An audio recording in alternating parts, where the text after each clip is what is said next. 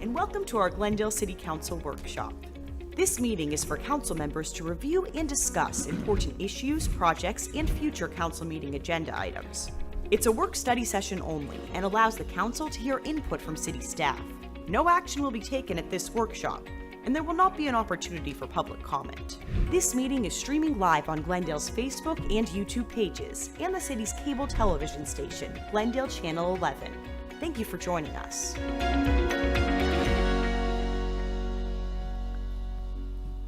And good afternoon. Welcome to Glendale City Council workshop session of August 26, 2025.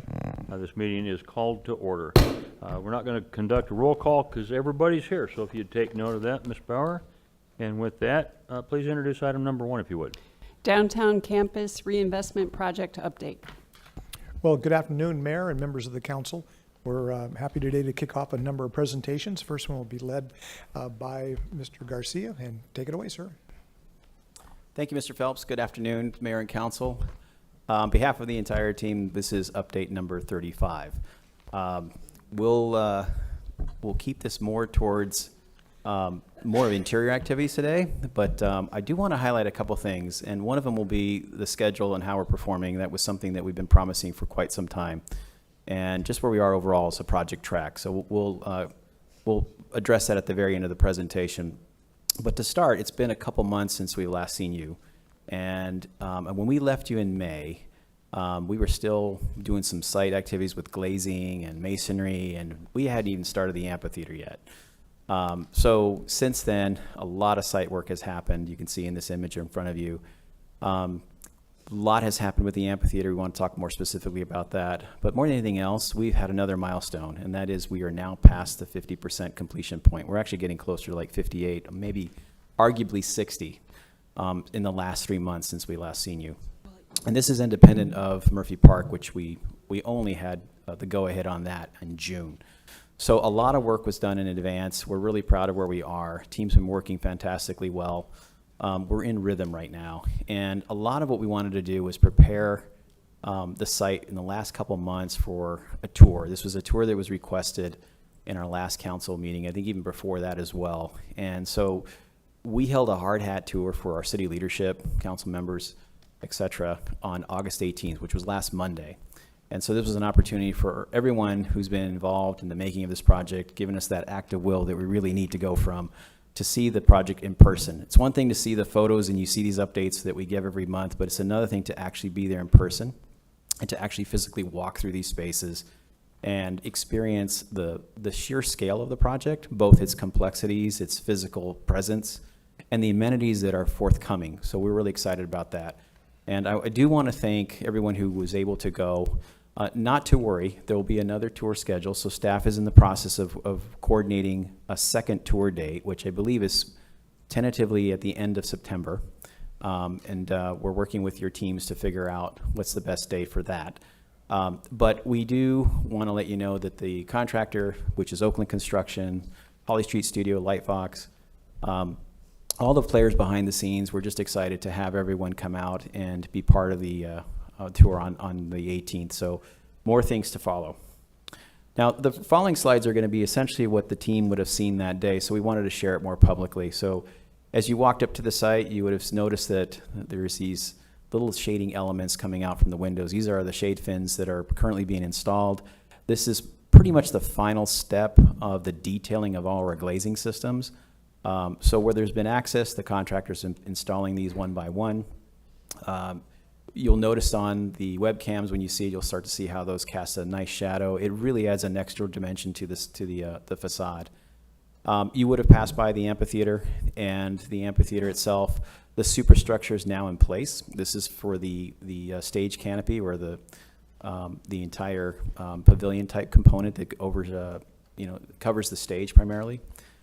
So that was a little bit ahead of schedule. So we're really happy that structure was in place for the tour. That just gives you a sense of the scale of the amphitheater and how much intricate work we have going on, including site walls. So we've been talking about how we move dirt, we put it back, we move it again, we regrade, we do it again and again.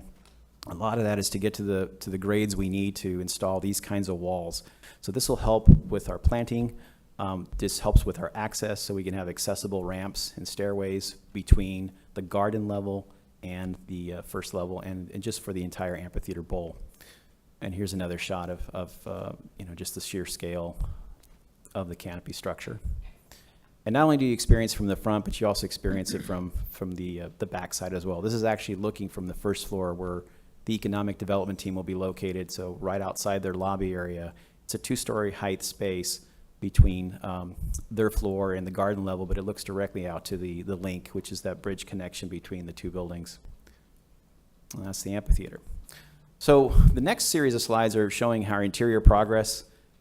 This is pretty much how the team is working. We're working from the top level down consistently. Occasionally we come back and we reverse things depending on where we are with our teams, and if there's any things that we need to check along the way, or a system or discipline that has to come in after the fact. But for the most part, we've been taking the route of working from level 4 all the way down to the lower level. So naturally, you'll start to see how things are more complete at the higher end, and on the lower end, it's a little bit less complete in terms of the framing and so forth. So interior progress at level 4 is looking really good. You can see that all things are really missing at this point are the ceiling tiles, ceiling lights, essentially the finishes that are coming in, but essentially we are now pretty much all drywalled in, and what you're seeing is the prep for the primer and any deficiencies that we have in the drywall that's being taken care of right now. So they have these various methods to make sure that the finish is going to be perfect. So we're really excited about that. Level 3 is completely framed up now. Most of the drywall is well in progress. It won't be long. It'll be about 2 to 3 weeks behind what level 4 above is doing. So you'll get a sense of the same expectations in terms of the way the hard ceilings look, the finishes, et cetera. And then the north stair is equally coming along. This is something that's being continuously worked on. There's a lot more finish work to do on this stair that will happen over the next couple months, if not longer. Interior progress on level 2. This is probably the most open floor plan of the entire group, but most of the offices are now built. The drywall is going up. Ceilings are next. And on level 1, when you entered the building for the first time in several months, you got a sense of the scale of this room. The X-bracing will be covered, but that's where the one-stop shop will be behind.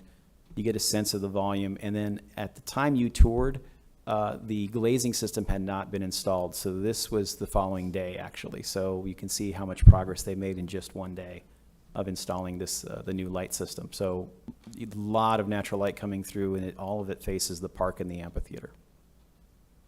Moving to the garden level, this is facing the council chambers building and that lobby where you see that equipment there in the background. So this is facing the stair that comes down. This goes all the way from this level to the 4th floor. And then you can see essentially this is all open workstation areas to support staff. And then these are the individual offices well on their way. So it won't be long for these walls to be completely closed in with drywall. And then on the lowest level, just raw framing at this point. Most of this area is the computer training room, and then archives. So quite a bit of work yet to come, but well on its way. So that gives you a sense of how the contractor is moving from top to the lowest level. And not to forget the council chambers. So when we walked across the way, you get a sense of what the chambers are like today. The ceiling itself, quite a bit of work that's going to be done for new lights, et cetera, but we will work through that ceiling and probably replace portions of it, if not more, to put it back in place and make sure it all works out with our finishes. We had to reline all those walls on the exterior, so all that stud work that you see there will be holding up new finishes, et cetera, including a new AV booth, which is in the background there. So a lot of progress on this as well. And not to forget also that the corner conference room, this is one of the pieces that added a little bit of square footage to the project, but it was helped to square off this corner and help with that transparency. We have it all glazed in now. The couple of those panels that you see are solid. Those are just placeholders. It'll be glazed corners, so you'll be able to see a whole edge, if you will, of just glass. And you can see how they're working on the inside right now, putting up some mechanical stuff, and on the outside they're working on what would be the final exterior finish for that corner. And then another milestone, we've talked about this a couple times about getting our equipment in on long lead items well in advance and being smart about that for our logistics. But you'll notice a little green sticker in the background. This is to tell us that we now have permanent power. So this is a big, big step forward. This allows us to continue and wrap up all our distribution downward from this panel and start to connect all of our HVAC equipment and start getting that fired up and ready to go. So we're hoping that by the end of September, early October, that we'll have functional mechanical equipment in the building. And it's just in time because we want to make sure our finishes are conditioned at that point, so that when we install things, things are relaxed, the carpet is relaxed, the paint is relaxed, any kind of wall coverings are relaxed, so they're not, fighting temperatures out on the outside. Big step forward. So here we are in progress. We just talked about the drywall in levels 1 through 4, but we will be doing some mechanical flush systems, or flushing the mechanical systems throughout the rest of the 8 weeks or so.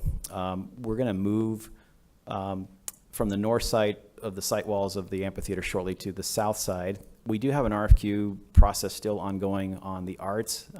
Our economic development team that manages that most likely will have an opportunity for you to know what that update is in the near future. And of course, we're working on Murphy Park design. But what you should expect in the next month ahead is that the council roof system for the chambers is going to be installed. The amphitheater site walls continues. We're going to begin elevator activities. I know several was probably expecting to have elevators ready to go during the tour, but it takes about 50 days to install a group of elevators, and we have 4 on this project. So the first 2 will be within the next, by November or so, we'll have them activated, followed by these service elevator, essentially, or staff service elevator, which is on the south side. And its timeline will overlap a little bit, and then council chambers as well. So that's a big deal, and of course, HVA startup. I do want to focus a little bit on Murphy Park design where we are right now, since we left in June of a couple months ago. So we are rapidly working on what we call the design development set, which you approved in June was our schematic design, the concept, and therefore moving forward with the actual design itself.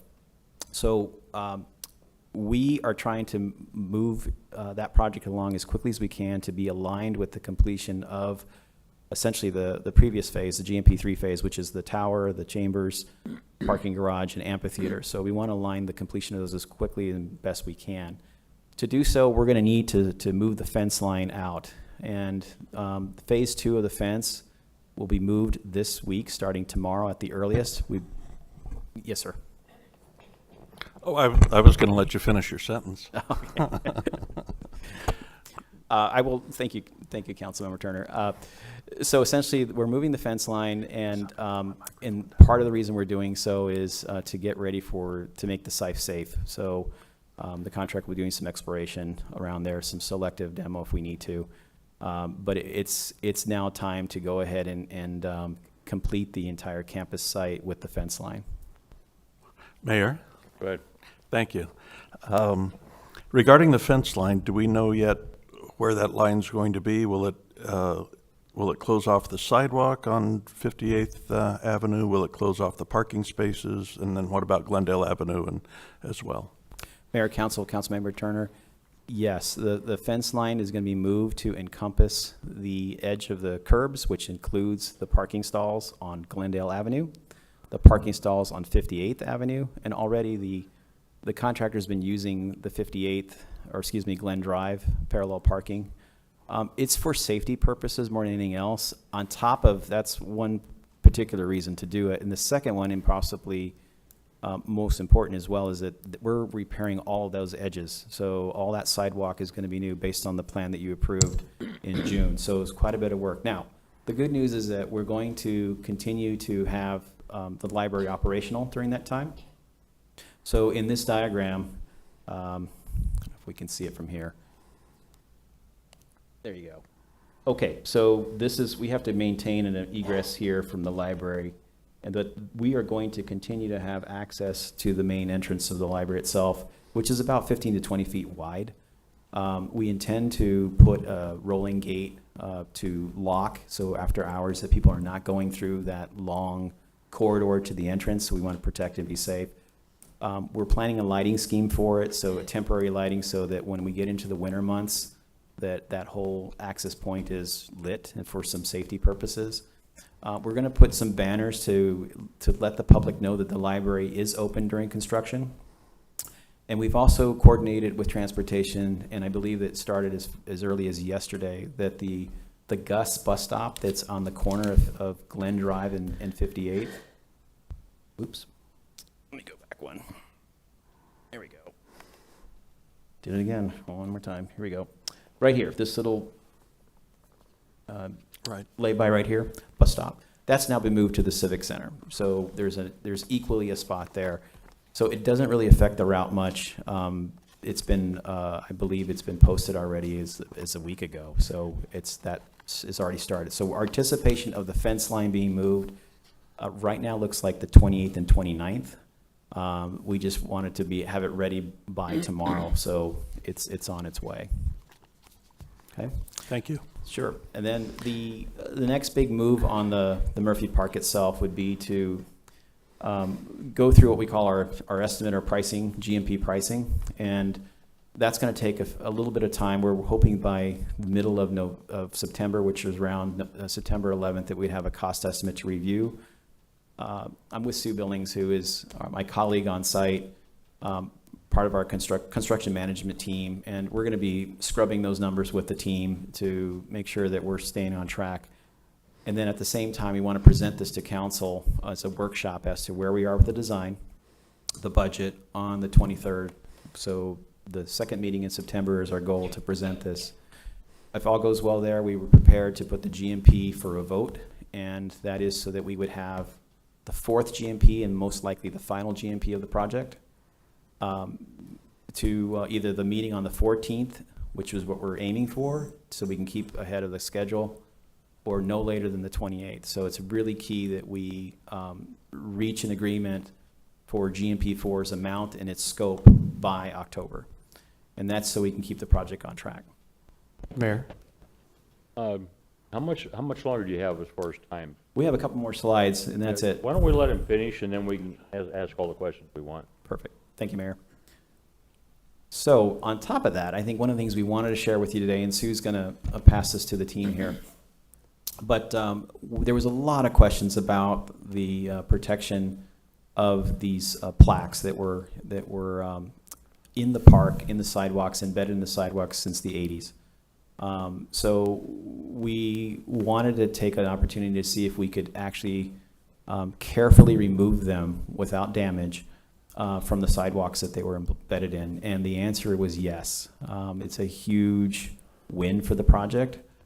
We know how there was so much feedback we received from the Parks Commission meeting, from this dais and others about the importance of protecting these plaques. And with a little bit of elbow grease, they were able to be removed carefully.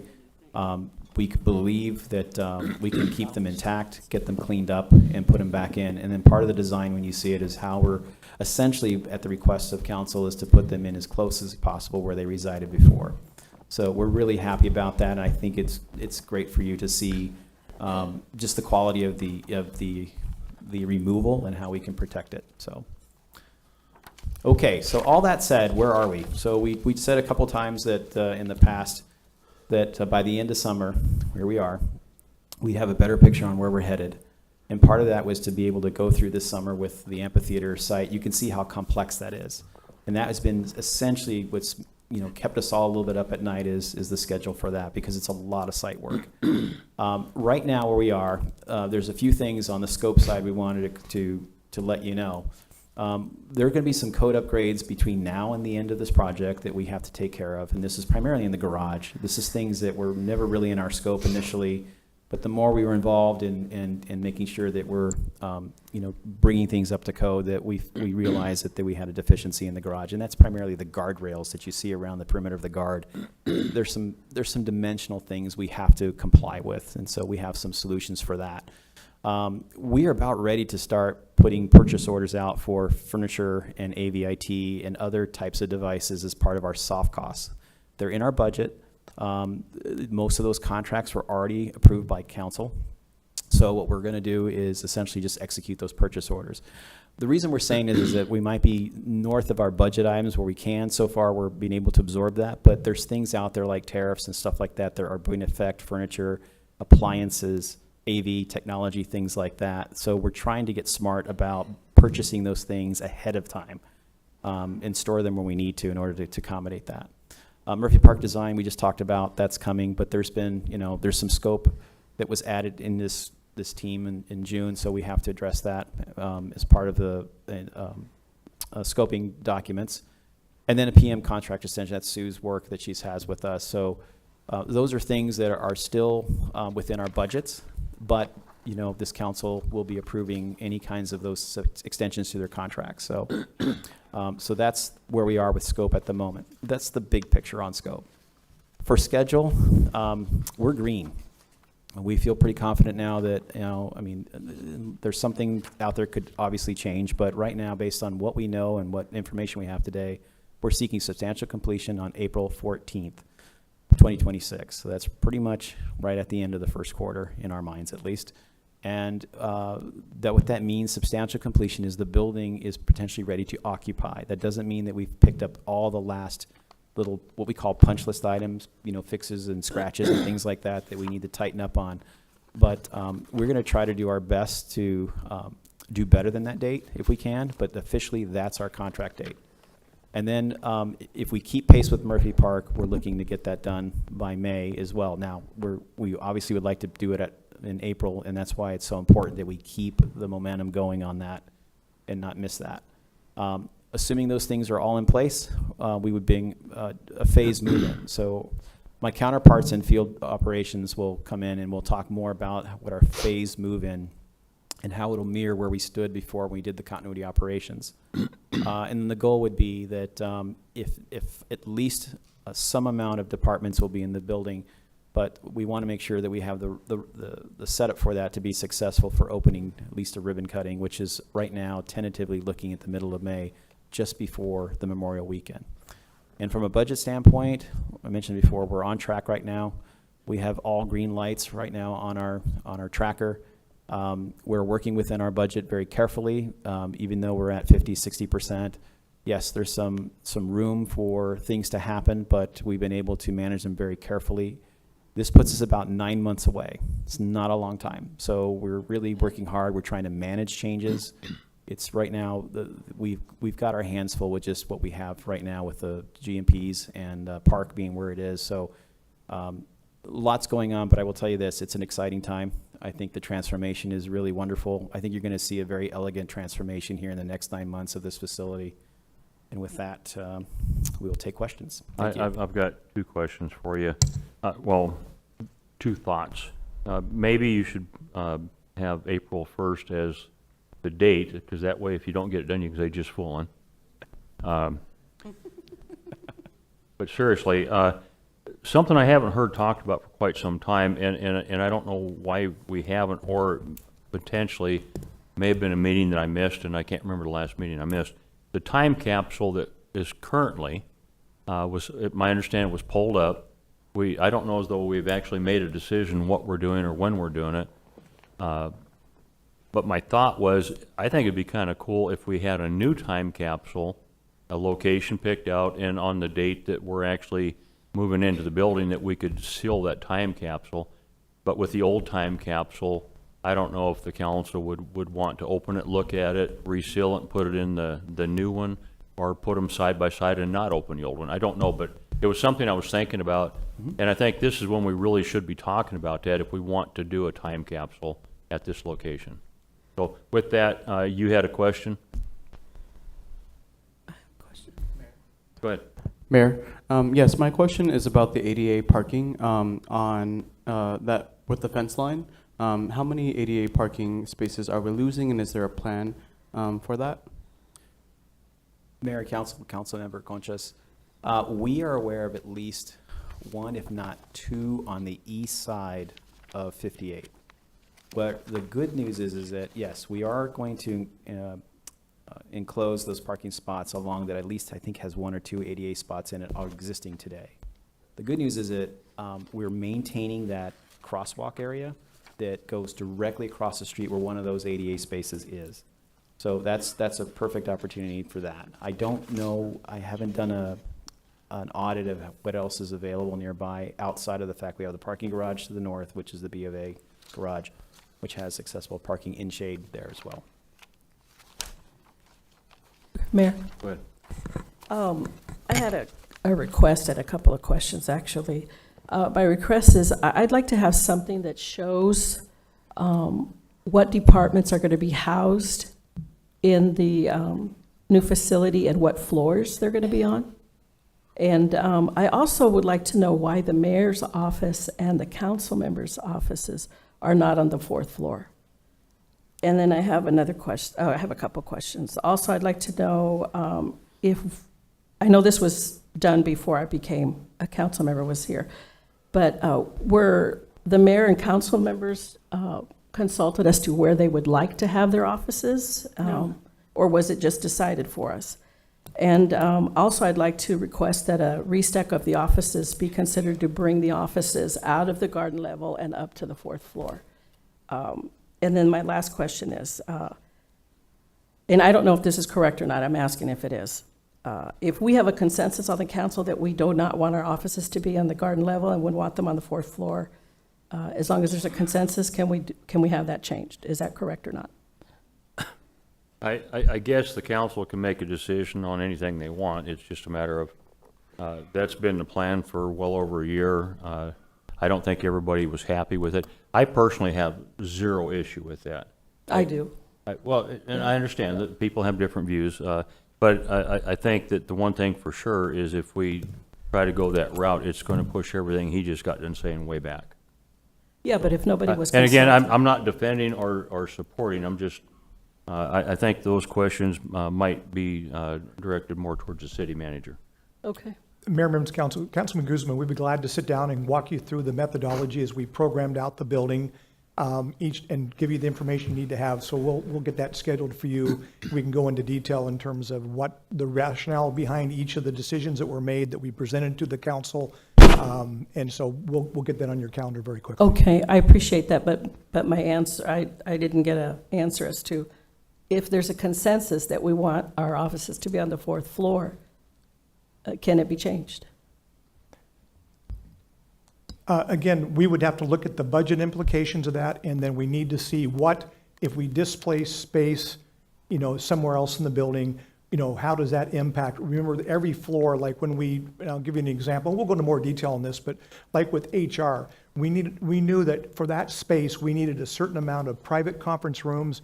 We needed separate entrances in for employees to be able to go through personnel matters that were separate from the general lobby. When we do the development center, everything was designed around how the programming needs were. So it's not a generic floor. Every floor has kind of specifically been laid out from an operational standpoint and from a security standpoint. But again, let's sit down. We'll be glad to show you kind of what's there, and then the council can certainly engage, with future, additional discussions there. But we really worked hard. We spent as a team, better part of a year of studying how we operate as a city hall, and tried to come up with a plan, which is one of the reasons, for example, even with the city manager's office, it's not on the fourth floor either. What we wanted to do was to have those departments that relate to the day-to-day operations to be separated not by more than one floor, and we don't need to have general public in those spaces.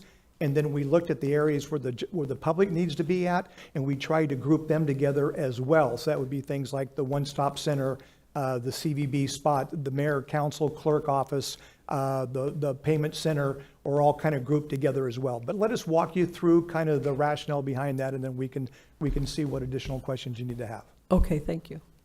Thank you, Mayor. I can tell you that we were not consulted on what floor we were going to be on, and it's not a secret that I was not happy, and I think I was not alone in the fact that I was not happy that we were basically relegated to the basement. I mean, you can call it the garden level if you want to. It's the basement. And looking at the rendering on page 22, you can see all the windows in the building, and then you can see down in the garden level a couple of windows. It looks to me like a lot like a dungeon. Whatever. I didn't see the tour. Maybe it looks a lot better in person. I was on vacation last week, so I'm looking forward to seeing what it looks like in person. But I can tell you that I did ask. In fact, I quit going to the meetings because it became clear to me that I was being told, and another council member was in the meeting, I was being told, this is the feedback we're getting. And I said, is the feedback coming from? And nobody would tell me.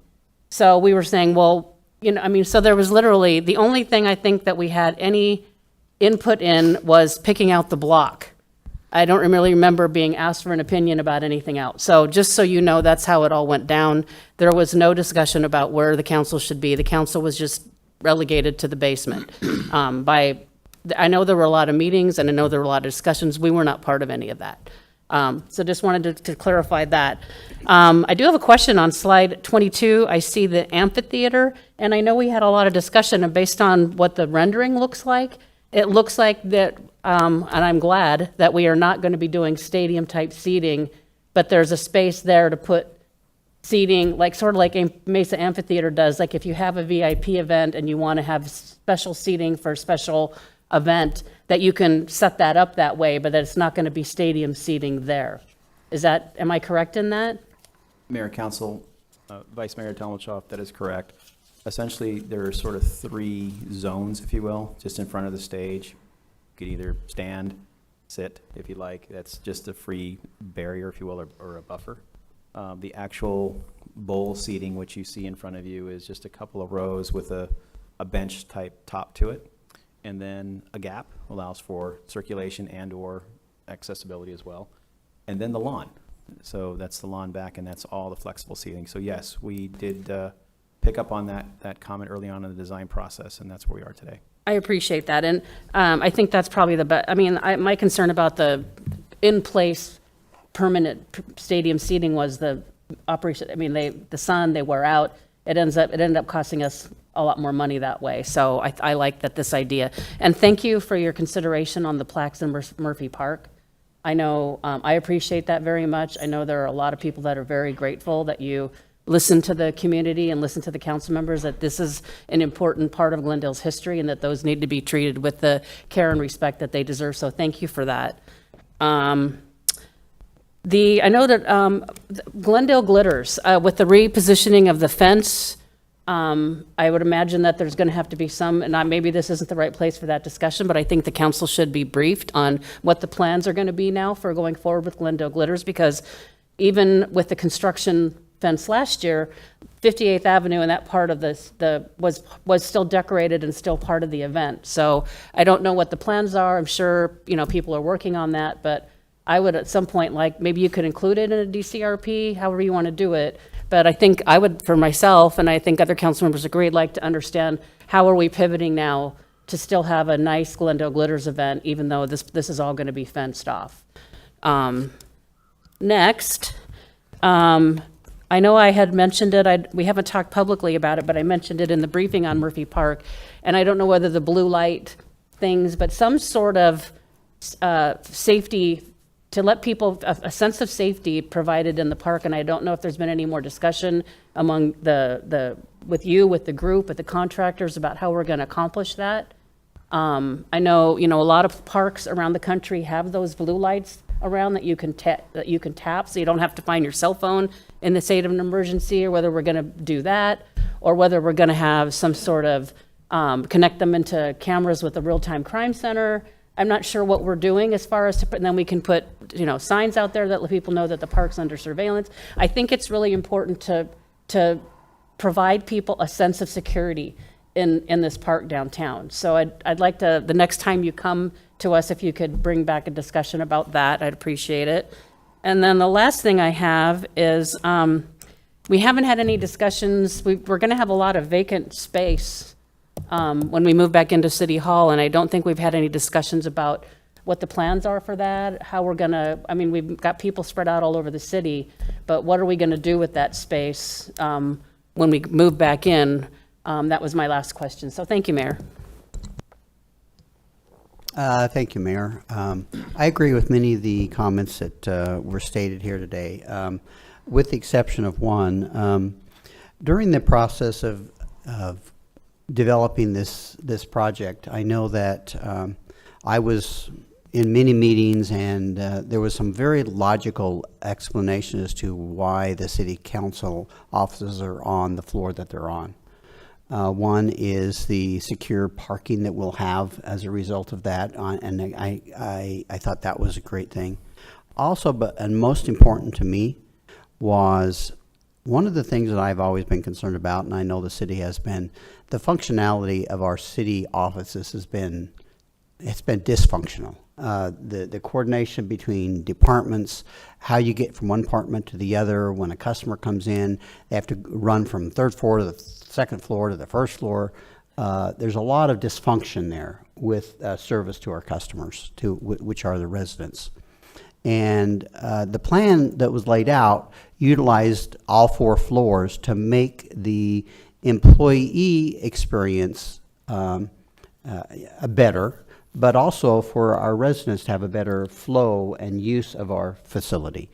And I was sold on that idea. So I'm okay being on the lower floor.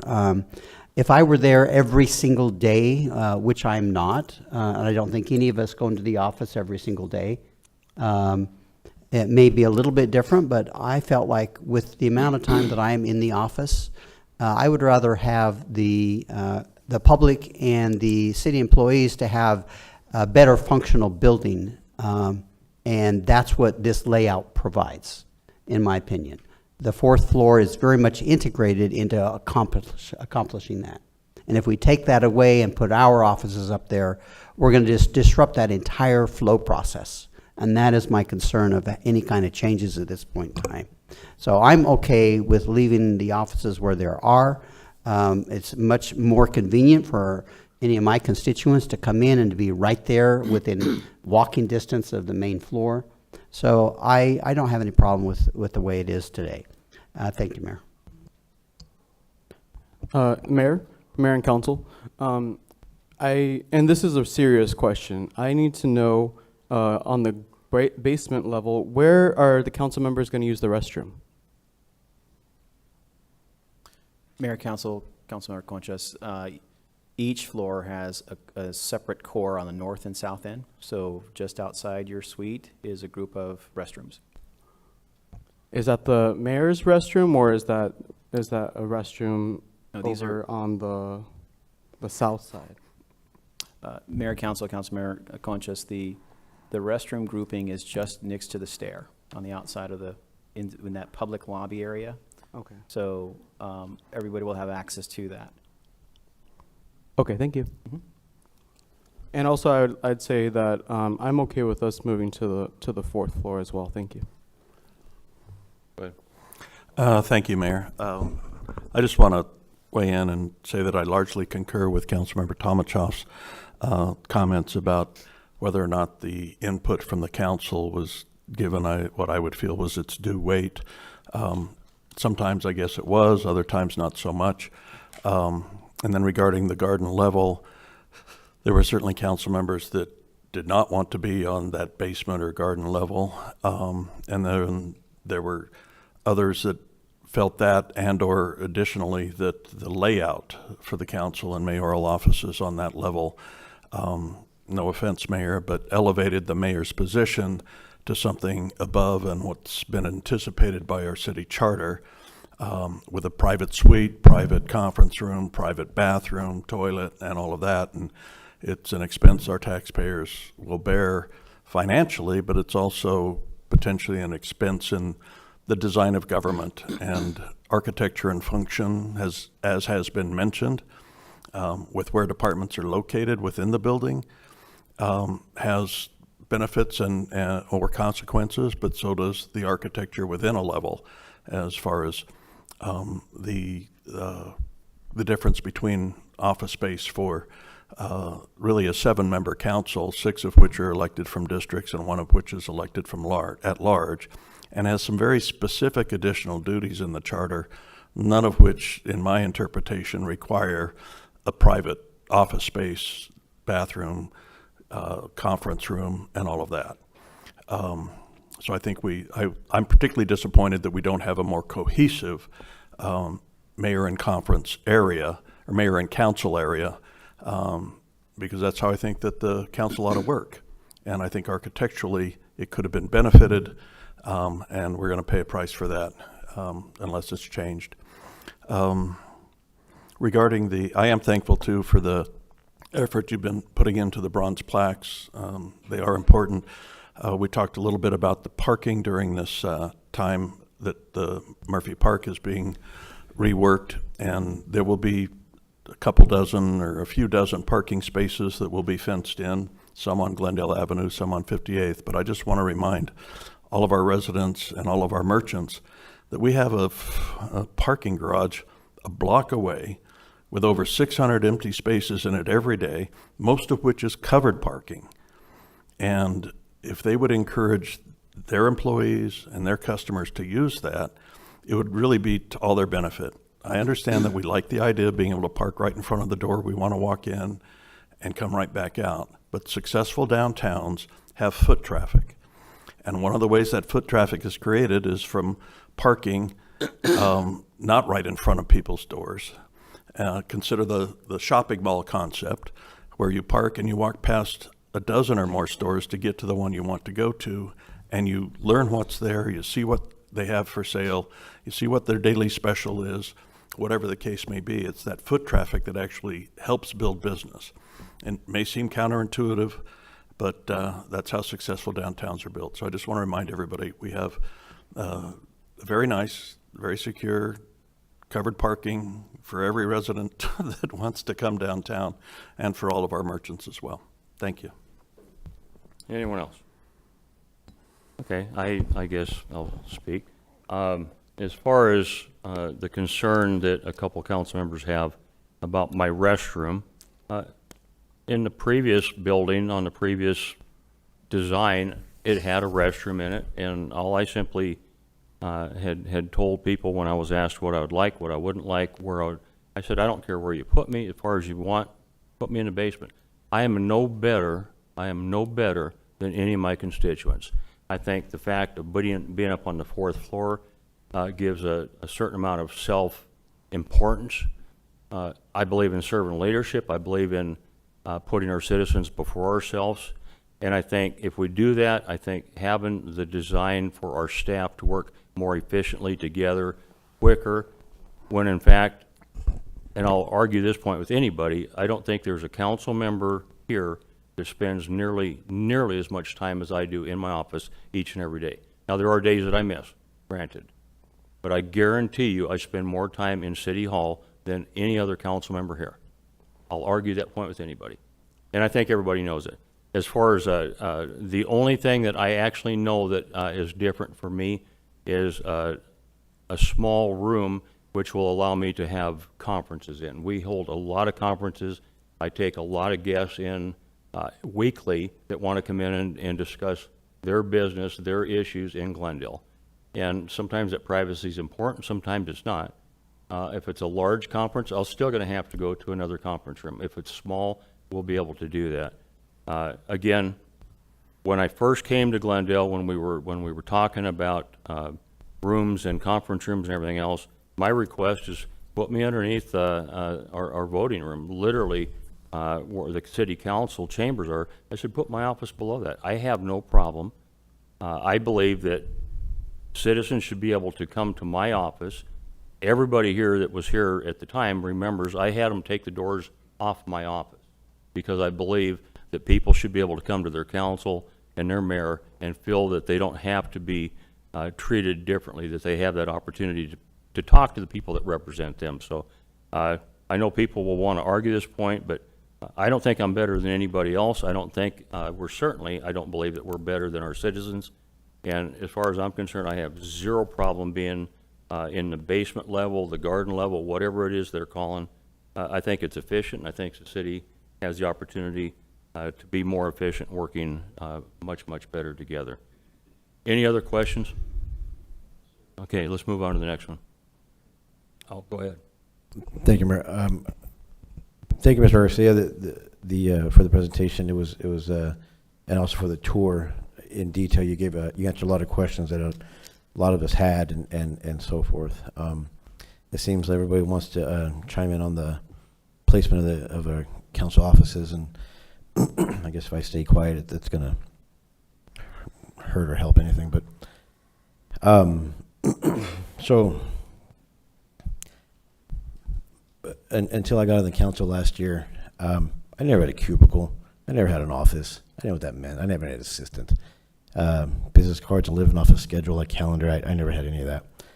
And I'm grateful for everything that's been afforded to me to help me do my job. There have been some people that don't like the fact that the media center is our temporary office and that we have cubicles there and not necessarily offices and stuff like that. I love my cubicle. I decorate it. We have fun. We engage in great conversations with myself and the assistants. The collaboration, the teamwork, the partnerships that they have together is nothing short of amazing. And they're all different personalities, serving different council members that also have different personalities. But those assistants really lock it in together. I'm excited that I'm going to have an office, regardless if it's there or the parking lot or wherever. I don't care. I get to put some posters up and decorate it, and invite people in and have a sit-down conversation. Maybe have a record player in the corner and enjoy it and invite whoever wants to come and talk with me. Hey, let's have a good conversation. The fact that we're not on the upper floors, I don't have a problem with, for the fact that, I'd rather have Jim Brown there and his team, because they're there 8, 9, 10 hours a day, and I'm not going to be there. I'd rather have all the other departments that are there for extended periods of time. And if it would be, in my opinion, a disservice to change it now. Part of the reason is the logistical nightmare, the cost, the timing, everything, construction. It would be really, really bad, and we would upset a lot of people to do it. Not people up here, but people, citizens-wise. It would be a really, really big disservice to them to do this now. Sometimes you have to just embrace what it is, and I was down there. I saw the renderings, and they look great. I'm excited. I mean, they look amazing. I remember what it was like before, and it was kind of dark and drab. It was what it was. All the effort that was put in by the architects, all the construction workers, everybody, nothing short of amazing. I'm very, very excited to be upgraded from my cubicle to an office, and if anybody, it's going to be amazing. I'm glad that, in a sense, that one of those, I think, as a public servant, we have to give up certain things for the benefit of the others, and there's nothing wrong with that. So the fact that I'm not at the second, third, or fourth floor with a view and a skyline and this and that for the amount of time that I'm in my office, and I just use this because I just see Jim Brown right there. Jim Brown and his team has that, where they have difficult jobs to do day in and day out, as do so many of our employees day in and day out. If they're afforded the luxury of having a better view for the entire shift, and it makes them feel better, like we did something for them, where it's not drudgery, and it's just not just insurmountable work, but they can take a minute and look outside and, for whatever reason, just see the beauty of whatever it is they see. Then, in my opinion, that's the perfect reason for us to be in the basement, garden level, lower level, whatever you want to call it. I'm going to call it the council floor, whatever you want to call it, because they're the ones doing 99% of the work that we're asking them to do. And so if we really are what we say we are, as far as servant leaders and doing the best we can, not just for the people that appointed us or voted for us, but also the ones that work beside us, or and doing all the hard work, doing the heavy lifting every single day that we don't know anything about. I gladly say that they stay up there, and then we're down below. Just want to give my 2 cents on that. Thank you. Mayor, I'd like to say something. Sometimes we just have to ask tough questions, and asking the questions, I don't feel that I'm above any of my residents. I don't feel that I'm not being a servant leader. Sometimes we just have to ask the questions. I haven't been filled in on what's going on. I didn't know that the mayor had a private office or whatever. So I just want to make that clear. This isn't about whether I think I'm above any other resident. This is a question that I felt I needed to ask. Thank you. I don't think it's in anybody's interest to be making judgmental statements about other council members. But I'd just like to point out to you that the meetings that the council has are often with people who are intending to invest multiple millions of dollars into the city. Those are the kinds of meetings that we have. So that does need to be in a setting suitable for those types of conversations. You weren't on the council before, but there's no place to have a private conversation currently for this council. And a lot of the conversations that we have to have require privacy, just as much privacy as some of the staff, maybe even more privacy as some of the conversations staff is having. So while you've never had an office before, a cubicle might be fine with you, and maybe you're not having those kind of conversations with your constituents and with people who want to develop things in your neighborhood. Or legal questions with the city attorney when you're having conversations where there shouldn't be anybody else present when you're having a conversation with the city attorney for legal advice or other questions that you may have with the city attorney. There's all kinds of reasons why the council needs privacy. So for that fact, we were not considerate about, we were just told, these are your cubicles. The cubicle doesn't work for me, that's fine. It works for you, that's fine for you too.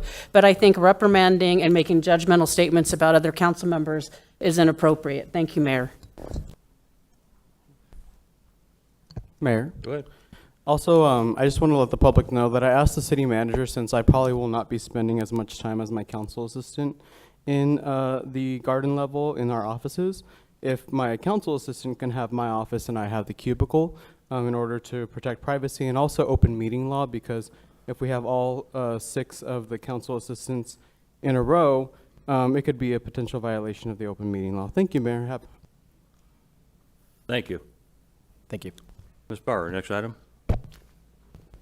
Glendale Lean Academy. Mayor, members of the council, today we'd like to give you an update on something we're real excited about, which is the Lean Academy, which our team has put together. And so we wanted to share some of the success we've had with that. And so Jenny Durda, who is our Director of Organizational Performance, will lead off the presentation. Thank you, Mr. Phelps. Good afternoon, Mayor and Council. We're excited to share with you about the Glendale Lean Academy and how it's been impacting the way that we perform services here in Glendale over the last 22 months since the program was implemented. So we just have a few items we're going to go over about the program today. First, we're going to give you a program overview, give you some insight into how we're running our Lean Academy. And then we're going to discuss at a very high level just a sampling of some of the Lean projects that have been conducted here. And then we're going to talk about some Lean-inspired applications where we're taking specific aspects of the Lean methodology and utilizing them in a unique way here in Glendale. And then we're going to end the presentation talking about some new initiatives that are starting in this program to help engage employees more in this work. I have with me Jeff Bratcher, who is our Organizational Performance Program Manager, who plays a pivotal role in the functioning of this program. And Mr. Bratcher will get us started off with the program overview. Thank you, Ms. Durda. When we decided to establish the Lean Academy, we had several key objectives in mind. For our organization to be successful, we must continually improve our processes, and that really begins with empowering our employees to both recognize improvement opportunities and then take proactive steps to address the issues they've identified. Establishing the Lean Academy has allowed us to formalize the training we provide and introduce a structured problem-solving approach for our staff. As a result, our customers, both internal and external, benefit from operational efficiencies and improved service quality that we achieve. Additionally, our staff benefits from this program through valued workforce development and the experience they gain when applying these skills they learn and making improvements across the city. The process improvement methodology we use is called Lean Six Sigma, which stems from two approaches that over time have merged into one. Lean is a derivative of the Toyota production system, and it focuses on eliminating waste and improving process flow. Six Sigma, on the other hand, originated from Motorola, and it emphasizes the use of data to improve quality and reduce variation in the services and products that we deliver. Both of these two philosophies place a heavy emphasis on creating customer value and satisfaction, which is imperative to what we do here in Glendale, and it oftentimes serves as the primary catalyst for needed improvements within our city. We have also adopted a traditional Lean Six Sigma developmental ladder, which gives employees a clear path for how they can grow and progressively contribute to our success. Formal training begins with the Lean Basics course at the bottom in the blue, which is available to all of our staff through our citywide e-learning platform. This is a 1-hour online learning course that introduces key Lean Six Sigma principles and serves as a prerequisite for higher levels of training. Our Yellow Belt course is the first level of professional certification that we offer. It provides participants with foundational skills needed to identify process improvement opportunities and also prepares them to participate in our Lean projects. Our Green Belt course is designed to prepare employees to become effective leaders. This course places a heavy emphasis on data and statistical analysis. And we also collaborated with our HR department to provide facilitation training to help them effectively lead small project teams once they do graduate. Finally, our Black Belt course represents the highest level of achievement. This course is designed for project leaders who are going to lead complex, large-scale projects. Oftentimes, these projects are cross-departmental, which requires a lot of collaboration, or they're strategic initiatives that we want to set forth. We kicked off the Lean Academy in October of 2023, and since that time, we've awarded 110 Lean Six Sigma certifications, 74 yellow belt certifications, 31 green, and 5 black belt certifications. One of the most important things that we take from this is, and one of the most encouraging outcomes from this program is the employee perspective. Our graduates have been very grateful for this opportunity, and they're really excited about the skills that they get to apply and the improvements they get to make in their work centers. So we collaborated with our communications department to create this video and share the employee perspective. We want to play that for you now.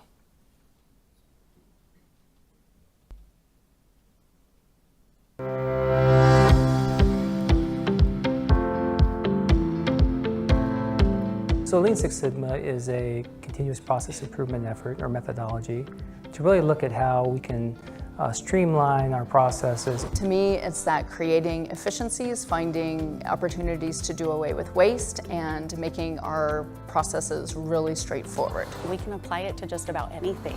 It can be used no matter the position, no matter what title you are, what department, there's always room to improve the things that we do every day. I think it was important for Glendale to do this. It brings consistency. It brings a process that we can all, learn. Sometimes I'm quick to jump to a solution when I see a problem, especially if it's just right there in my face. But this really taught me to have patience. I was able to really see the benefits of the tools that Lean Academy actually provided by being able to see the data and see how the process works to actually improve process performance. We have a lot of different people with a lot of different roles in the city, and to see people with fresh perspectives come together and work through a problem and come up with creative solutions was incredibly rewarding. It's just improving the way we go about our business, generating or improving employee satisfaction and customer satisfaction. If you're interested in seeing change and you want to be a proponent for making things better in your workspace or in somebody else's workspace and you want to be on a project team, I would say jump in. It's really interesting. It's really great to learn about different departments, and you make some really great contacts, and it's a really great way to serve your city.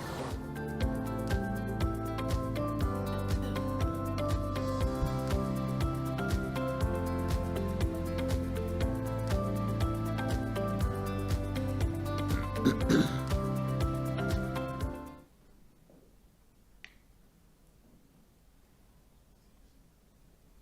right, so now we're going to give you that overview of a couple of the projects that we've done. So to date, as of the date of creating this presentation, we identified a total of 36 lean projects across the city, and that's talking about the full-on complete lean projects. We've completed 8 of those projects. 7 of those projects are still currently underway, and 21 projects remain in our queue. The first project I want to share an overview with you about was the housing recertification project. That project sought to improve the process for how our residents, utilizing our public housing program, were recertified annually. The process originally involved mailing out large paper packets, then manually sending around a list with for assignments to caseworkers. It included a lot of rework and overlap between team members. The project worked and mapped out 18 processes involved in the housing program to help them prepare for their upcoming software conversion. It changed their paper-based case assignment process to a digital one, as well as preparing them for the resident paper packet to be converted to digital when they have their new software. That team was really great to work with, and they were really excited to change and improve how they provide services to our residents here in Glendale. The next project I want to give you an overview of is the Capital Assets Project. This project actually came before you in part as you increased the dollar limit for recording capital assets from $5,000 to $25,000.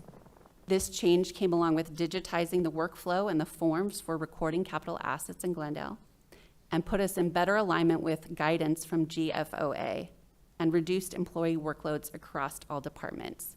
Now, we haven't completed a full budget cycle after this rework, but we estimate that once we've done that, we will have saved over 1,000 hours of man hours here in the city in recording capital assets. The last project I wanted to overview for you is the After Our Waters Reconnect project. The unclear process between different departments that support our customers with water services, both for account management and physical water, caused inconsistent services to our residents and a lot of rework on the part of staff. The project established a clear policy and service standards that were consistent across the multiple departments working on the process. With the changes made, water services alone saved $20,000 per year in overtime, vehicle use costs, and over 200 man hours. Just to put that in perspective for you, the cost of the Lean Academy training in a year is under $12,000. So this one project recouped the cost of the program. But the impact beside the dollar amount that we feel is really important with this project, and many of them that we do, is the impact on employees and their morale. Because now that they have a process that doesn't create rework, there's harmony and consistency between the two departments who coordinate on this service.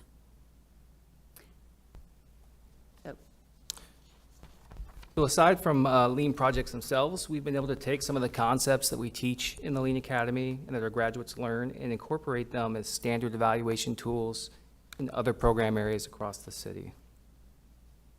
So this first example you see here is our program evaluation process. Here we utilized a Lean concept called Kaizen, which is a Japanese term that means good change or change for the better. We created a Kaizen program evaluation tool that allows our departments to assess the purpose, efficiency, and effectiveness of all their programs. The goal is to quickly, oftentimes within just a few hours, to outline each task that's associated with the program and identify opportunities to streamline, or in some cases even cut out unnecessary tasks. In the fall this year, we conducted a citywide program inventory and identified 491 program areas to evaluate. Over the past 6 months, we began looking at those programs. We've evaluated 15, of which we identified 574 routine employee tasks. Of those, it was determined that 56% of the tasks could either be more efficient or eliminated altogether. Lean methods also are helping our IT software integration team. better align new technology across departments, utilizing a concept called the Gemba Walk. Gemba refers to the real place, and the Gemba Walk concept encourages leaders to get out from behind the desk and see the processes up close and in action. During the Build Glendale software integration, our IT department pilot tested this application in order to help them assess the handling of permit applications as they are processed by various city agencies. The event involved 40 participants across 8 departments, and we brought them together in one room, and we stepped through a simulated permit application, which allowed IT to document known inefficiencies that could then be proactively mitigated as we integrated this new software. More importantly, the feedback we received from participants was overwhelmingly positive. In fact, one participant stood up and said, "This should be a new standard in the city of how we go about doing these IT software integrations." And since that time, IT has made that a new standard, and they do this with all new software rollouts. So I'm going to close out our presentation talking about what we've got upcoming with the program. We're really excited to be rolling out an all-city staff lean training. It'll be a very short training, and the acronym that we're using for it is Lean City. This training will talk about concepts like leaning into improvement, analyzing with data, and targeting service excellence, that every employee will have some level of training to be able to implement process improvement in their everyday work. Lastly, on 8/1, we launched what we're calling our Ignite portal. This is a way for any employee across the city to submit a process improvement idea. The ideas that as they come in are sent to a review team made up of organizational performance and the team responsible for the strategic plan objective, increase innovation solutions from our balanced scorecard. Once the ideas are reviewed by that team and vetted, it's then sent to the department leadership that is key to that project. And then we work with them to either lead the project or support it as they run that lean program. So to conclude our presentation, I'd like to thank all the employees who've participated so far in our lean projects or worked to obtain lean certification. Your efforts to improve processes in Glendale help us all improve the people of the lives we serve every day. That concludes our presentation, and I'd be happy to take any questions you might have. I do have a question. Thank you, Mayor, and thank you for the presentation. I'm a little bit confused, though. So I'm understanding the process improvement and how that all works, but I'm struggling to understand how the employee training fits into that. So there's been 110 employees certified, but how, I guess, is it two different tracks of this? One is to certify the employees and the other one is to improve processes, or I'm just trying to understand how the program works.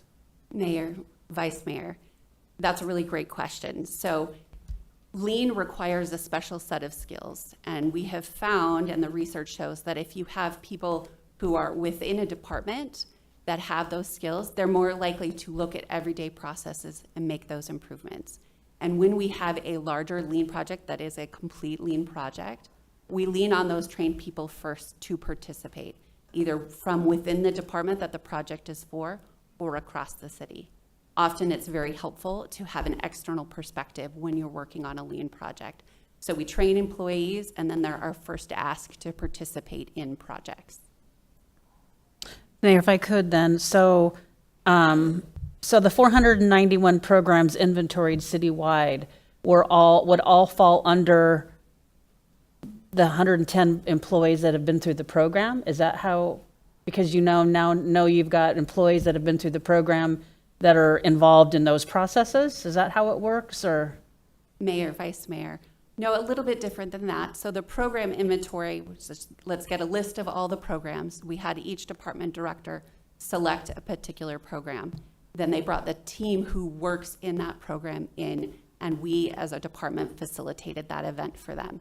Oftentimes they were key personnel who did go through lean training because they already have that mindset. So because that's a shorter, easier one, they didn't need the full training to support that project. Okay, thank you. So there's basically essentially parallel tracks, though. Somebody doesn't necessarily have to be part of a program that's under evaluation to get into the Lean Academy. Correct. Okay, then how are the employees, who's offered opportunity and how does that work if somebody wants to participate? Mayor, Vice Mayor, that's a great question. The sign-up is actually open to any employee who wishes to take the training. They obviously have to be approved by their supervisor and their director, but we want all employees to be able to have some understanding. That's why we're rolling out that employee-wide lean training. And then my last question, Mayor, is how many at a time can participate, employees can participate at a time? Is there a limit to how many? Mayor, Vice Mayor, I'm going to actually, Jeff, Mr. Bratcher. Mayor and Vice Mayor Talmadge. So what we've done is we've set up a training schedule. So when you go to our employee portal, we have 6 classes a year. So 3 yellow belt, 3 green belt. Each one has a fixed number of seat allocations. So we have 10 seats in each yellow belt course, 5 seats in each green belt course. I mean, that's really just meant to have, the right size classroom learning structure with that particular training. So far in this first year, we piloted that structure. We've been right on target with the number of employees who are actually signing up to take the training. So each year, we'll look at how many people are signing up. So far, we haven't had to turn anyone away. We've been right at that target of 10 and 5. And so if we need to make adjustments to the number of employee seats we have in the training, we can do that.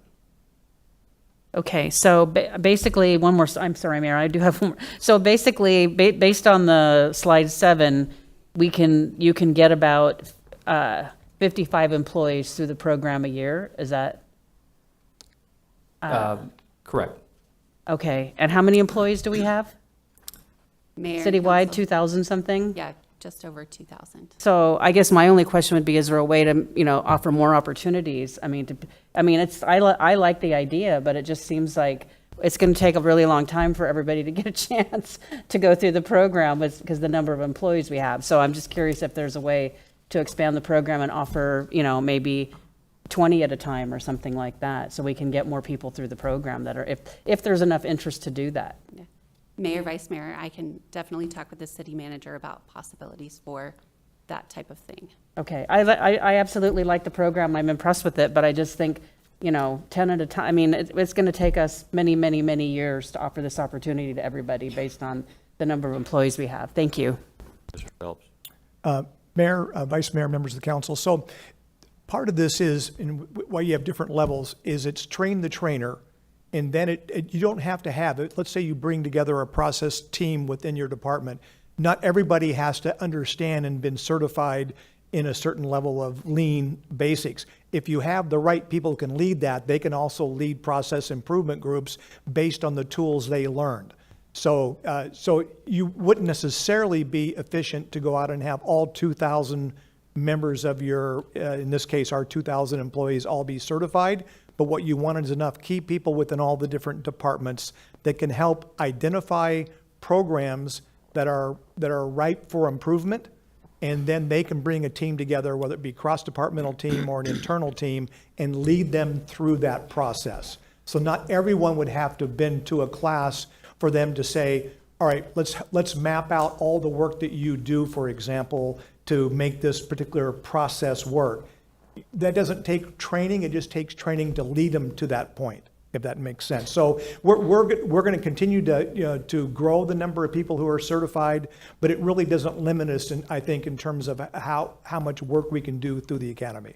Okay, if I could respond to that, my only question would be if somebody's, wants to move up and be in leadership and be able to be a team lead or whatever, depending on what type of department it is, what the levels of management are. If somebody already has that in that department, I would think that still should be offered to somebody else in that department that wants to advance their career with the city and learn that skill set. So, because people, they want to have a path forward to be able to move up the ladder. Mayor, Vice Mayor, and members of council, no, we absolutely want to provide opportunities. What I was saying is it's not necessary for everybody to have that certification, but we're going to highly encourage all of our members to get as much training and as much knowledge. We think it's a great career builder. It's great for them to look for promotional opportunities. And so, no, we're going to encourage that. Okay. The model that I've seen in my government career is it's oftentimes organizations hire an outside facilitator, and you'll send some people to like ASU has a program. We talked strategically that we would rather create the knowledge internally and then create our own academy and then continually train and go through that process. That's the significance, I think, of the work that Jenny and Jeff have done, is that we now have the skill set to certify people at different levels of lean, and it's just going to be an ongoing effort. We'll always be looking at those 490 plus programs. The council will have new initiatives coming up down the road. That's going to be a fluid number, and we'll always be doing an assessment to see which ones are it's a little bit like an audit process. If you think about when we do a risk assessment for audits, you don't want to audit everything because you might spend a lot of hours and achieve no benefit. So by understanding all the different programs that we have, then we can look for those that are really ripe. And like, I know we've had a lot of discussions about our special event permitting. And it didn't take long in terms of talking to various departments of how frustrating it was and how many steps are involved. So that one kind of rose up naturally on that. But no, our goal is to promote this. We talk about it in our annual meeting. We do it through our employee portal. If we had all 2,000 certified, we would absolutely love that, but I don't think it's necessary to achieve the benefit for the program. Okay, thank you. Thank you, Mayor. Mr. Phelps and Ms. Durda, and you too, Mr. Bratcher. I just want to say this is really good. Okay, it's a great concept. It appears to be being executed in a terrific manner. I think the dollar savings are real, and I also think the increase in morale is real. There's nothing, having been there a few times myself, nothing worse than having a process that is more cumbersome than it needs to be and doesn't actually pull out the information or data that you need to, and then try to explain to a person across the counter or over the telephone why it has to be this way, because it's always been this way. You know, all of this, you know, getting past this and into more advanced concepts of actually serving our customers and making their lives, you know, improving their lives every day. This is how we do it. And the improvement in morale makes our employees happier, but it also makes them happier on the phone or across the counter as well. So I just want to compliment you on this. Thanks for bringing it forward to us, and for the residents that will see this. I'd be tickled to death if a reporter or two might pick up on this and share with our community and with, you know, the valley at large, you know, what we're doing here in Glendale to improve the service we provide, save money, and improve morale. Thank you.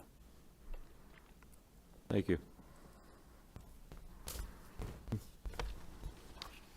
Reams and Myrtle Industrial AN-271 located at the northwest corner of Reams Road and Myrtle Avenue.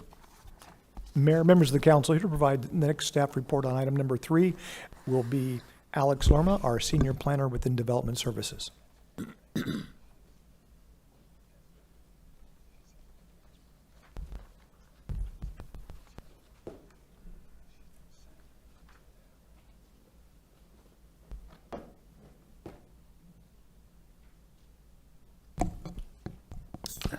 Thank you, Mr. Phelps. Mayor, Council, this is an annexation presentation where staff is seeking consensus for Council to proceed forward with this annexation application. As a reminder, the presentation has been brought before you based on the annexation policy that Council adopted in 2019. The request before you is for an 8.5 acre property located on the northwest corner of Reams Road and Myrtle Avenue.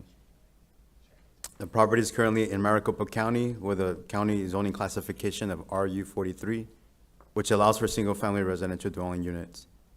Should the property be annexed into the city limits, the most compatible like zoning district applied would be the rural residence 45, which allows for single-family residential dwelling units. Once incorporated, the applicant intends to rezone the property to planned area development, permitting industrial land uses. The subject property is located approximately 12 miles east of City Hall. There are currently 4 other annexation applications in the review process.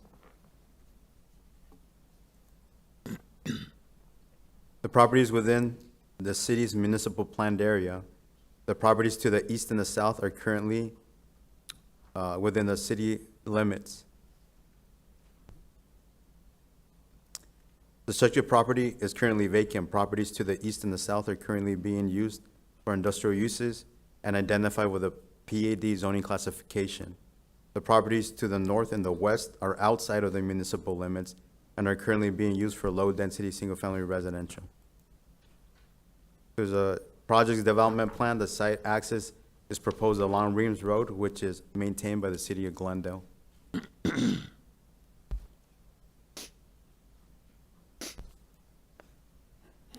Staff coordinated with a third-party firm, Applied Economics, to assemble an economic report consisting of estimated physical impact and various development scenarios on the subject property with a positive net physical impact to the city. A one-time fee for the proposed industrial development is estimated at $67,000. In addition, the project's annual net benefit to the city could result in $7,000. The slide before you depicts development scenarios and the estimated annual net income, revenues less expenditures per scenario. The pending PAD zoning application contains a conceptual site plan that depicts 2 buildings totaling 60,000 square feet in building area for industrial use. The average of the hypothetical development scenario, a blend of warehousing and manufacturing, brings forth an estimated annual net income of $7,000. Should council direct staff to advance this application, the next step will be a blank petition hearing for the public input only, followed by an additional public hearing for adoption. It is anticipated that the rezoning application will be presented and voted on following the final action by City Council on an annexation application at a future public hearing meeting. Mayor, Council, this concludes my presentation, and as a reminder, staff is asking for consensus to proceed with the annexation application. Thank you. I've got a couple questions for you, and then we'll take others. Number one, is this within the noise contour lines or outside? Mayor, Council, the subject property is located within the 70 and the 75 noise contour area. Okay, and then my second question, Luke has been briefed on this, and they have no issues with this? Mayor, Council, Luke Air Force Base is currently included within the review process. Keep in mind that the application is not only for an annexation, but there's a zoning action as well associated with it. They are included within the review process. Okay, so I take that as they haven't made a decision yet? They haven't made a decision yet. Okay, all right. I'm okay with the annexation, although the final approval, that's most important to me is how it affects Luke and if it affects Luke negative. Questions? Yes, Mayor, I do have a question. Mr. Lerma, what's the height, allowable height in the proposed PAD? Mayor, Council, keep in mind that the rezoning application, again, is still in the review process. The development standards that the applicant is proposing is proposing a maximum building height of 45 feet. Okay. All right, thank you. Okay, thank you. I'm sorry? We need consensus. Okay. We have a consensus? Yeah, go ahead. Okay. Ms. Bauer, next. Adoption of 2024 International Code Council, building codes, fire codes, and amendments. Mayor, members of the council, Randy Huggins, Director of Development Services, will lead off this next presentation.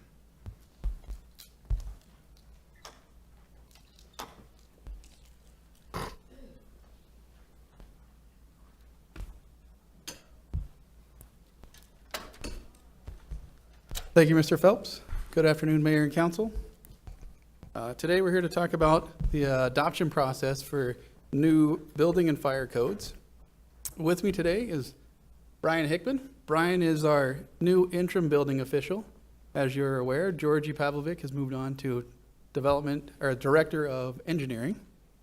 Brian's been with the city for 20 years as a residential, commercial inspector, supervisor, plan reviewer, and now deputy building official.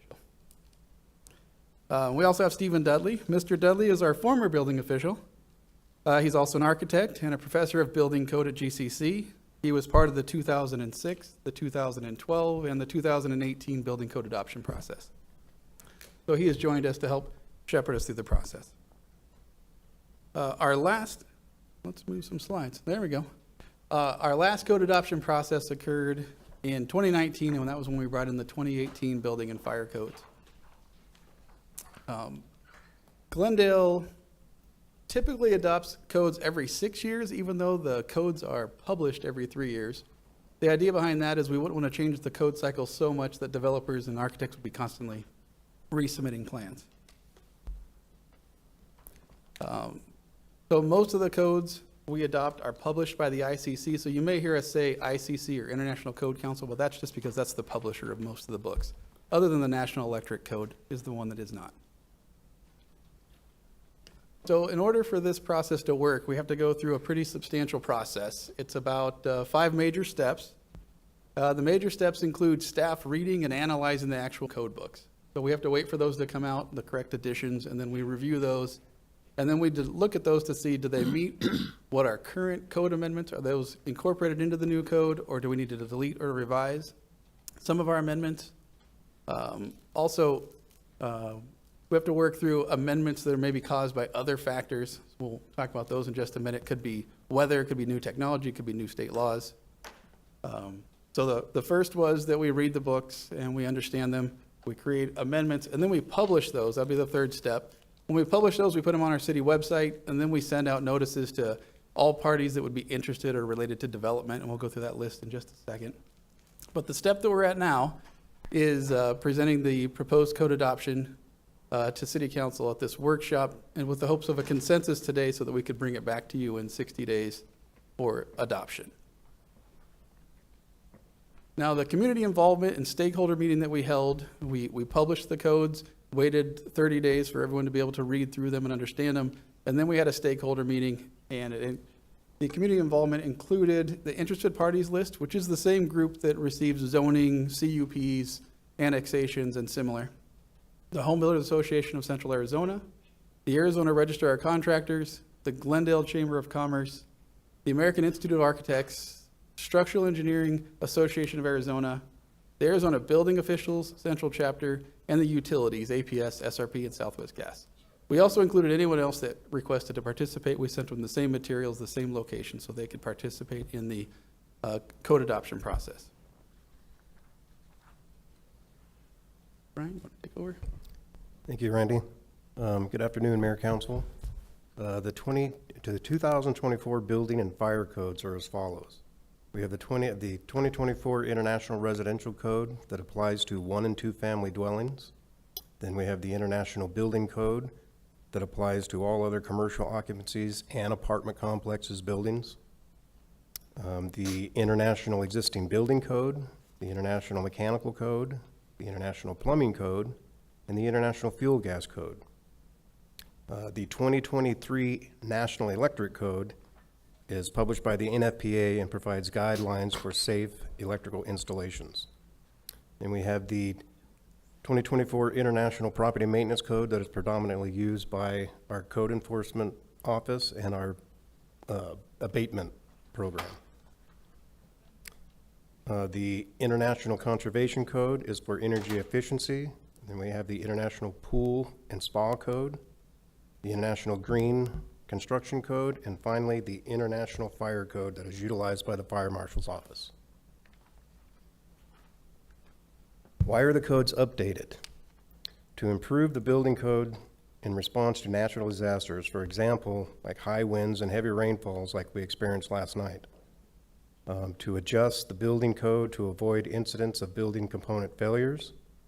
To incorporate new technologies and methods of construction along with newly adopted state laws. Also to promote construction cost effectiveness, environmental sustainability, and energy efficiency. Mr. Dudley. Thank you, Brian. Mayor and City Council, as we mentioned, we typically adopt new codes every other cycle, every 6 years.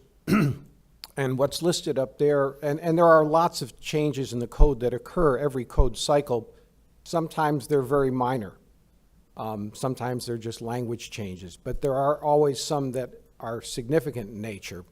And what you see are some examples of the significant changes moving from the 2018 to the 2024 codes. For example, the 2024 codes have a requirement that outlet receptacles that serve peninsula and island countertops only be top-mounted versus the ones that currently are allowed to be side-mounted.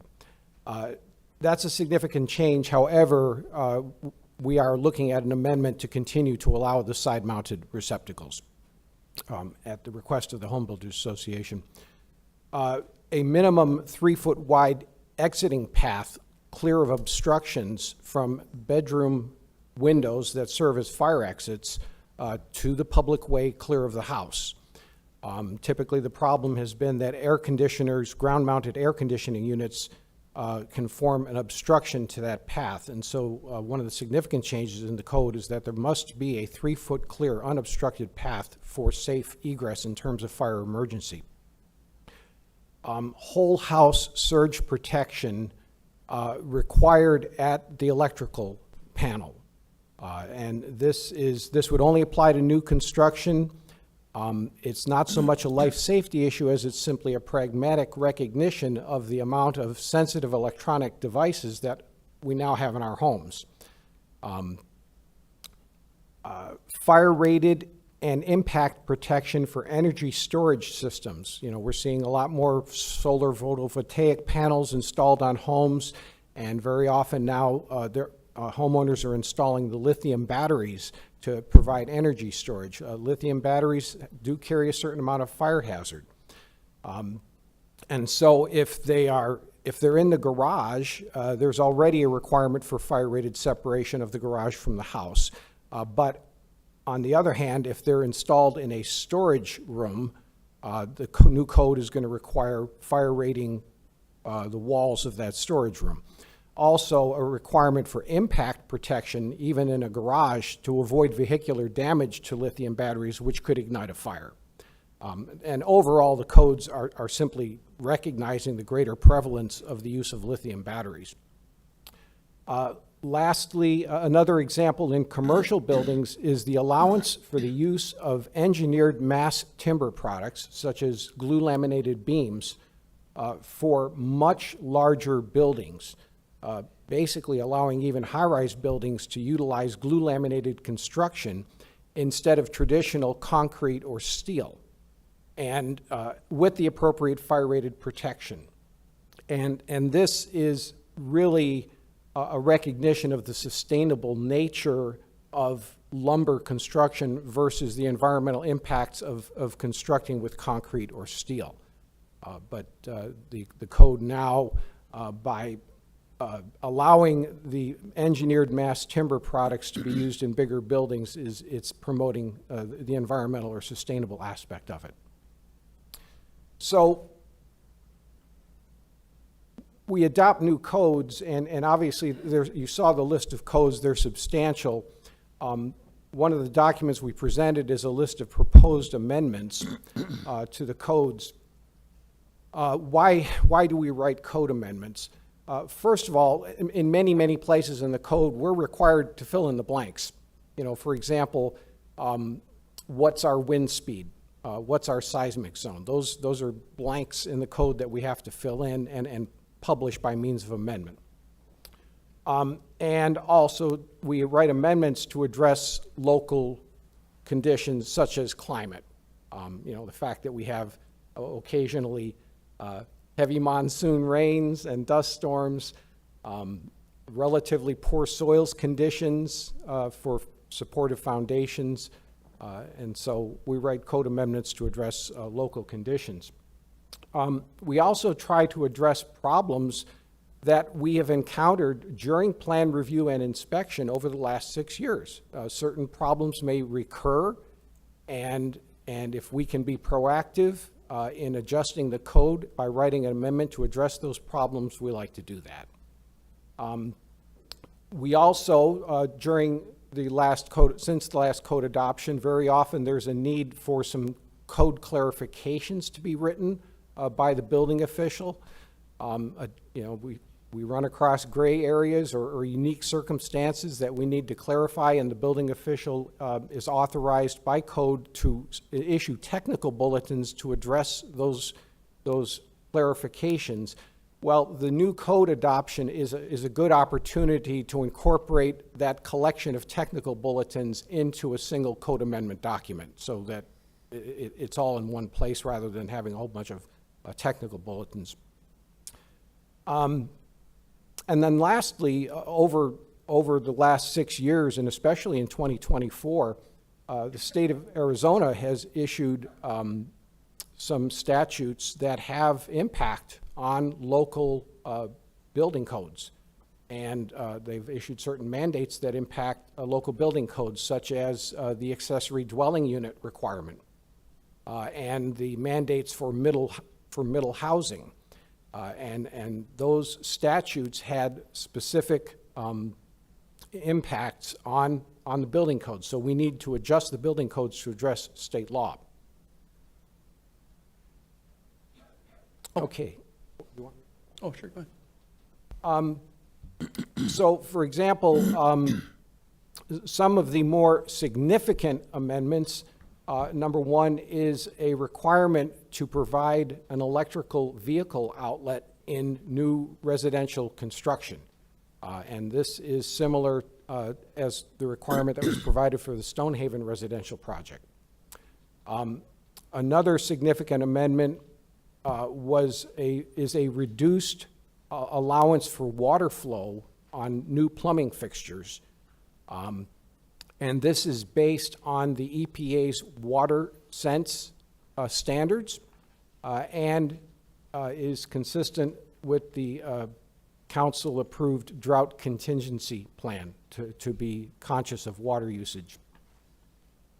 Another significant amendment is the requirement to provide a 5-foot wide clear sidewalk path, handicapped accessible path to the right-of-way to all building entrances on commercial and industrial projects. And this is simply to improve accessibility. Typically, the obstruction that occurs is from parked vehicles adjacent to those sidewalks. And so by requiring the minimum 5-foot width, that will help to ensure that we maintain an accessible width on those sidewalks. Another significant amendment is in recognition of the state statute for accessible dwelling units. The state requires that local jurisdictions, both in their zoning and building code practices, allow for an accessory dwelling unit on single-family properties. And part of that statute had specific dictates that affect the building codes, and so we needed to recognize those. Along with that, there is a state statute called Middle Housing Statute, which, and the intent is to improve affordability of housing, and part of that included a mandate to allow for triplexes and fourplexes in certain percentages of single-family subdivisions. One of those requirements in that state statute, now while it was primarily zoning related in nature, one of the requirements was that we cannot mandate fire sprinklers in those triplexes and fourplexes. And so again, we have to amend the code to recognize that. And then lastly, as I mentioned before, the kitchen island outlet amendment, the code as it is currently proposed and published by the ICC requires all new peninsula and island countertop receptacles to be top-mounted only. And we are going to amend it to continue to allow the option for a side-mounted receptacle, essentially keeping the code the way it is currently written and has been for years.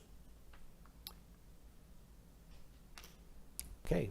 Thank you, Council. That concludes our presentation. We'd like to take any questions you may have. Questions? Go ahead. I have just one question regarding the, it was mentioned that many of these things apply only to new construction. Is that correct?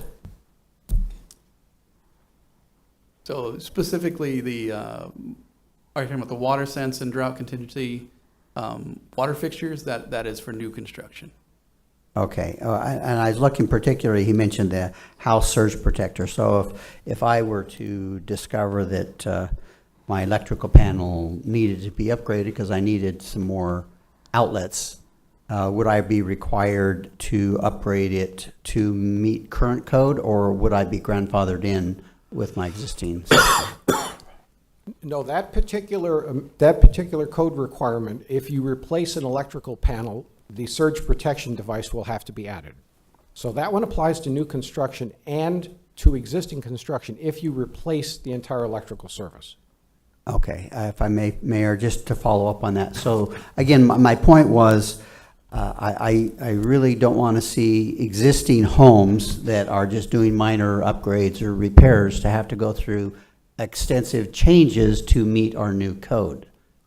So are you telling me that this is one of the exceptions where they would have to meet the new code, but most of them would not if you're just doing minor upgrades? Say, for example, you're putting a new kitchen counter in, and you have already built in an electrical panel. I know you're going to do an exception, but that would not allow that side electrical. Would that be acceptable to not have to do that at the side electrical panel, or not the panel, but the electrical outlet? That is correct. And of course, our amendment, the code is requiring the top-mounted receptacles, but we're going to amend the code to continue to allow the side receptacles both in the existing homes and in new construction. Yeah, and I was using that as just an example of if overall a person doing some minor upgrades in their home, they're not going to have to be required to do the newest code. Councilman Malnow, that is correct. Most of the code requirements only apply to new construction. Okay, thank you. Mayor and Council, so looking at the amendments in terms of the International Swimming Pool and Spa Code, Section 305.1 in the amendments, it says barrier requirements general, to add the following text. So it's the responsibility of the property owner and any other person. Basically, all barriers, pool barriers shall be installed, inspected, and approved prior to plastering or filling with water. Is that a new amendment? Is that a new requirement for new builds? Councilman Conchas, it is not a new requirement. It actually, Chapter 32 of the city code currently has the city's pool barrier requirements, and that is already contained in there. What is new in this code adoption is the adoption of the International Swimming Pool and Spa Code, because it does a much better and more concise job of addressing all of the aspects of pool construction. I'm talking structural, electrical, all of the things that are required to build a swimming pool. And it also addresses swimming pool barriers. So essentially, we're integrating all of the swimming pool construction requirements and the barrier requirements now into one book by adopting the International Swimming Pool and Spa Code. And we're also writing the amendment because we needed to amend and in my opinion, improve the barrier requirements of the ICC's book to match what was already in city code. Thank you, and I'll just say that I really appreciate that because in the Cactus District we do the Water Safety Day, and as we know, we don't want any drownings in the city of Glendale or anywhere, and I think that my advocacy is always to make sure that your pool barriers are working, making sure that they're installed, making sure that they're good, because we shouldn't have any drownings. In Glendale, it's a tragic event that can be prevented. Thank you. Tom Cha. Thank you, Mayor. I have a couple questions, actually. So I believe it was 20, I don't remember exactly honestly when it was, but I know Councilmember Melner, Councilmember Clark, myself, people from building safety, planning, we participated in the business subcommittee and we slogged through the building code for months. And so I guess my question is, when we do these amendments, are the changes that were made with that revision going to remain, or is this basically like starting over? Councilperson Tomalchov, no, it's not starting over. In fact, Even though you have a collection here of 180 amendments approximately, about 3/4 of those are carried forward from the previous code adoption. Okay, very good. There are some new ones, some new amendments, partly, again, because of the changes in technology in the code, state laws that were passed that we need to recognize. For example, the new adoption of the International Swimming Pool and Spa Code required some amendments, frankly, just to bring it in line with existing city code. But for the most part, many of the amendments are carried forward. Okay, thank you. Because the idea of that business subcommittee was to try to eliminate as much red tape as we could. I mean, we understand speed to market. That's why I think one of the reasons why Glendale's been really successful is we don't want to hold people up. We want to get them to the finish line as quickly as possible. That being said, I do have one question about the electrical vehicle outlets. Is that something that we just decided to add? Or I'm just curious, with the housing affordability issue, I don't know how much that adds to the price, but if it's required in every single new residential home, even people who don't have an electrical vehicle are going to be essentially paying for that feature. So just could you give me a little bit more of an explanation as why we're adding that to our code?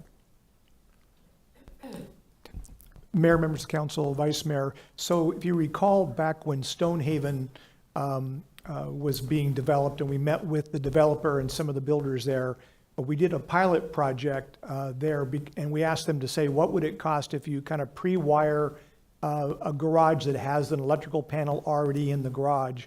And they came back with it being, less than $100 if you can do it during new construction. So this was just a reflection of that under new construction, it's very inexpensive to put an outlet there. And we felt that would help from our sustainability efforts in the city, encouraging, less internal combustion engines, but that would be a good approach. They did that. They were very successful with it. And so this is just a recommended inclusion into our code.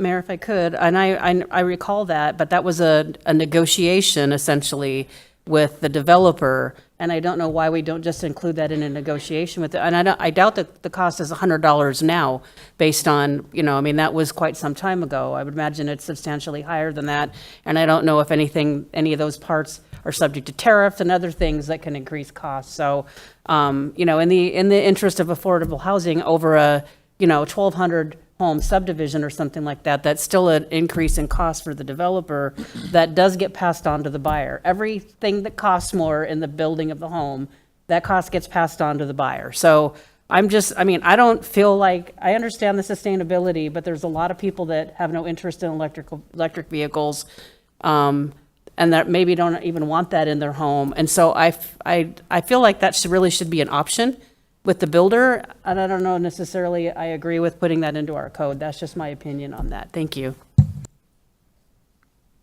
Thank you, Mayor. Well, that's an interesting point you raise, and I'm trying to put myself in other people's shoes, but it does seem to me that it would be more cost-effective to put it in, regardless of inflation and all, it would be more cost-effective to put that in at the time of construction, because certainly putting it in later has gone up in price as well.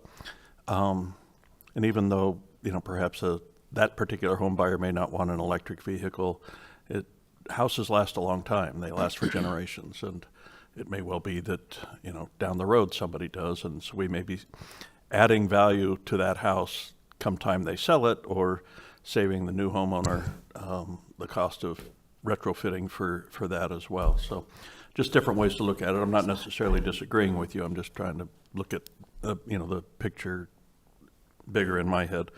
My actual questions on this have to do with the term new construction.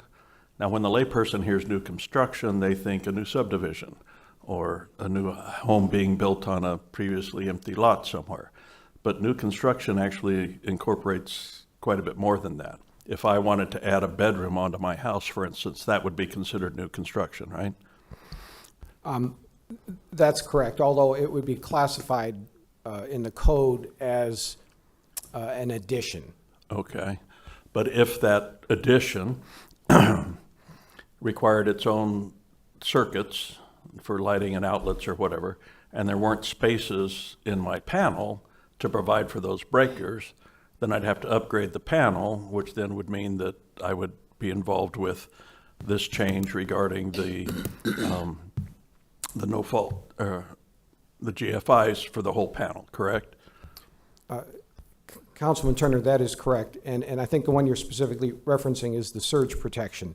And you are correct. That is one of the code changes that reaches back into the existing construction. And if, for example, you did a bedroom addition and it required you to replace the electrical panel, then the new electrical panel would have to have the surge protector built in. That is correct. And you're correct. It was surge protection was what I was trying to remember, but I got a GFI instead. Would that same bedroom addition require me then to add an electric vehicle outlet in my garage? Councilman Turner, no. Okay. So within the code, there's certain differentiations there that where it is backward looking, but not in every case. That is correct.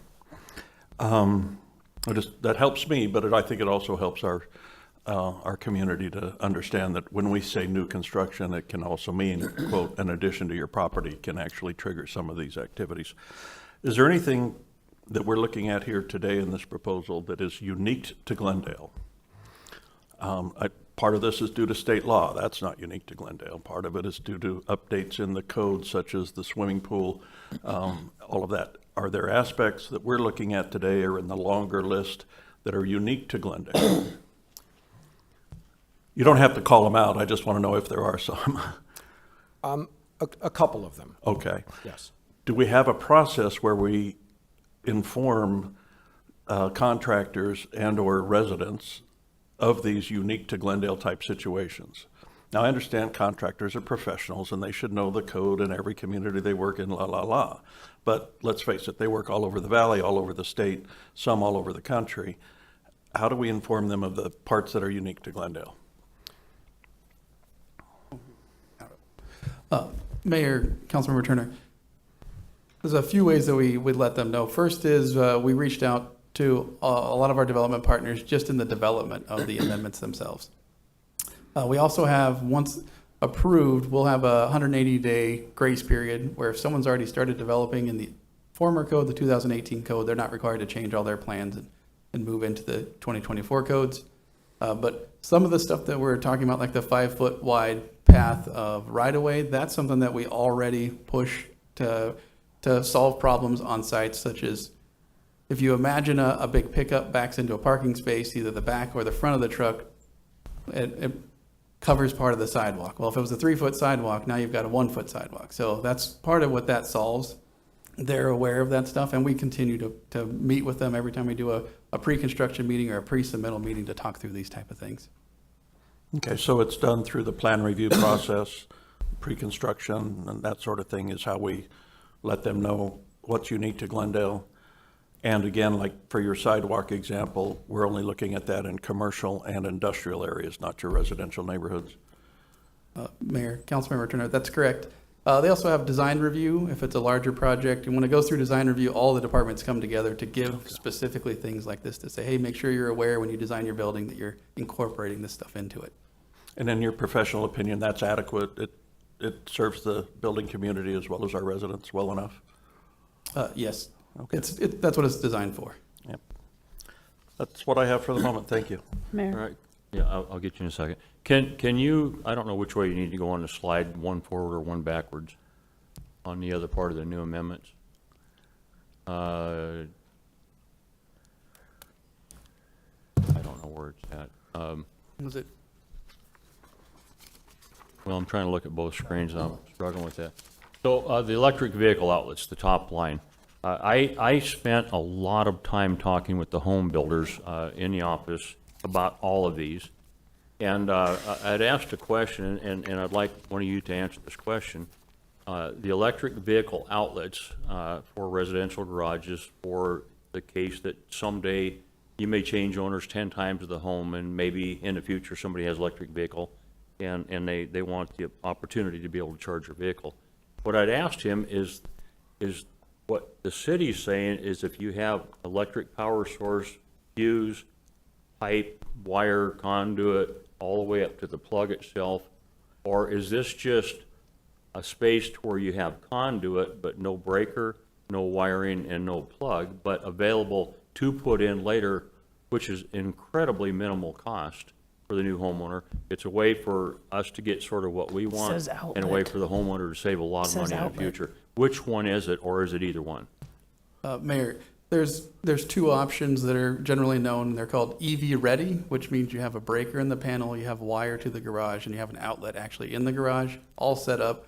So if somebody had a new EV vehicle, they could come and literally plug their charger in and be charging first day. The second is EV capable. That's where you run conduit from the electric panel to the garage. You leave a place where the outlet would go, but it's just a box in the garage that's covered. And then if the person were to buy an EV vehicle, they could hire an electrician to come in, run wire through that existing conduit, put in the outlet cover, put in the breaker. That's the less expensive version, but that's the one that's called EV capable, which means they still would have to hire someone to come and do work on the house. My question is that allowed with this new amendment? The new amendment is for EV ready, so it would have the breaker, wire, and outlet. Okay, so with that said, I don't have an electric vehicle, and I'm not saying that 10 years down the road I may not want one. I don't know.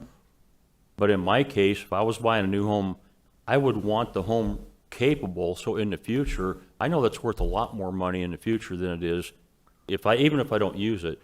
And what the contractors were telling me is they're looking at $3,000 or some crazy number to have this ready. And I know myself, it's not that, especially if you got a piece of conduit and capable of popping a breaker in, running the wire, putting a receptacle in the cover. There's no way it's that kind of money.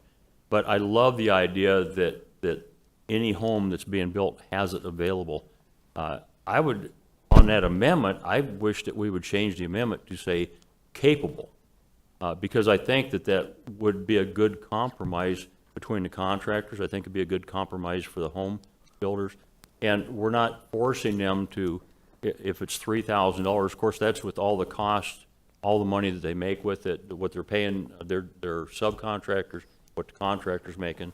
And then the fact that the people that buy the home are now a 30-year mortgage for $3,000 are probably going to pay $9,000 for that, where this way they don't have to. So that would be my recommendation. Is on the other stuff, I'm fine with everything else. But that was the biggest pushback that I had from the home builders. I think that they might even, of course I could be wrong, and I'm not going to say this for them, but I think they'd be much happier if it was capable. I think that they could stomach that pretty easy, and I think it's still a good selling feature. Okay, you're up. Thank you, Mayor. If that's what the consensus is, I mean, when you buy a new home, there's all kinds of options available to somebody buying a new home. And if you want to make that investment for the future value of your home, you have that opportunity when you sit down and go through the options that are available when you buy that home. So saying it's inexpensive, but, the builder, there's a lot of cost, as the mayor said, with the contractors and all the work that has to happen, including it into the cost of the home. They're not going to add $100 to the cost of the house to put these in. They're going to ask thousands of dollars to the cost of the house. And in the interest of affordability, I just feel like, at least I feel like it's a little bit of an overstep on the government to say you have to do this. I understand Stonehaven, but that was a negotiation that we made when they came into the city to develop that community, and they were willing to do it. In order to keep the affordability factor, I agree with the mayor on the idea of having it capable, so somebody doesn't have to run wire all the way from the power all the way into the garage. And then if somebody wants to do it, it's far less cost for the builder, going to be far less cost for the buyer. So I think that's actually a nice compromise. I did have a question, though, on the 5-foot wide path. How is that going to work with extension of premises where you have bars, restaurants, and people have fencing outside? I would imagine that those that already have it are going to be grandfathered in with the 3 feet that they have, or how is that going to work? Mayor, Councilperson Falmouth, you're correct. If it's existing, they will be grandfathered in. This would only apply to new construction, but it would require that in new construction, you would have to provide a 5-foot wide accessible sidewalk from parking and from the public way to building entrances. Okay, thank you, Mr. Dudley. Mayor, so let me just to clarify, because with the addition thing, let's say somebody's got an extension of premises, and then they decide that they want to extend the extension of premises, whether they, you know, pour more concrete, or then they extend the fence where they can, you know, serve more patrons outside to increase the revenue. Would that be considered new construction now? Would they be or would they still be grandfathered in under the 3 feet that they had? Mayor, Councilperson Tom Wojciechowski, they would still be grandfathered in. This Okay. really applies to new construction, new development. Okay, thank you. Let me ask you a follow-up question on that question. Is this more intended for residential or commercial? When we talked with the contractors, it sounded it was a lot more residential because of the smaller lots that are being allowed and the space between the home and the fence, and then you put a 3-foot air conditioner that drops you down to 2 feet to get through there. So is it both? Is it just residential, or is it?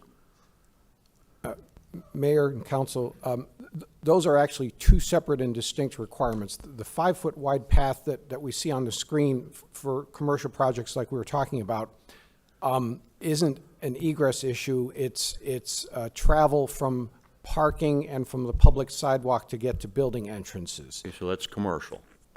Correct. Okay.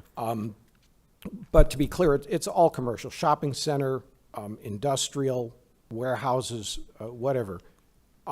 The other 5-foot path requirement that we are not, I should say 3-foot path requirement that we are not amending is built in the building code, and that is primarily single-family residential. And that's not even a paved path, that's an unobstructed 3-foot wide space. Because the International Residential Code for 1- and 2-family dwellings, which is what you build your single-family homes and duplexes with, has done a very poor job of guaranteeing that safe egress path. The 3-foot path requirement for safe exiting has been in the commercial codes forever. The single-family residential code does a very poor job of addressing it, and that's why you end up with ground-mounted air conditioners potentially obstructing that safe path of egress from bedroom windows. So it's a separate issue. Okay, thank you. Mayor, thank you.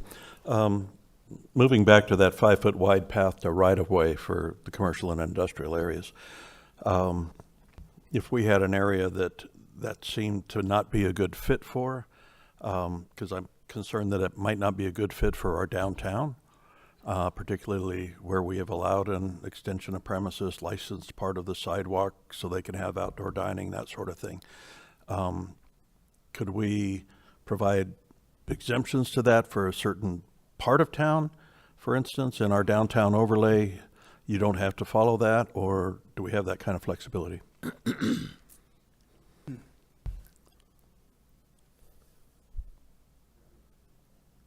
Ooh. I stumped them. Mayor and Councilman, a complicated answer for a simple subject. I think that we can provide that flexibility through design review. If you have an existing condition that simply doesn't allow it. I think our concern here, our goal here, and as Mr. Huggins mentioned, this has come up repeatedly in the design review process, is especially in new construction where you have a clean slate and you have the opportunity to provide properly accessible paths. Don't design a new sidewalk that's supposed to be accessible, handicapped accessible to building entrances, and then design it, and then design your parking lot in such a way that a vehicle can obstruct it. There's no excuse for it.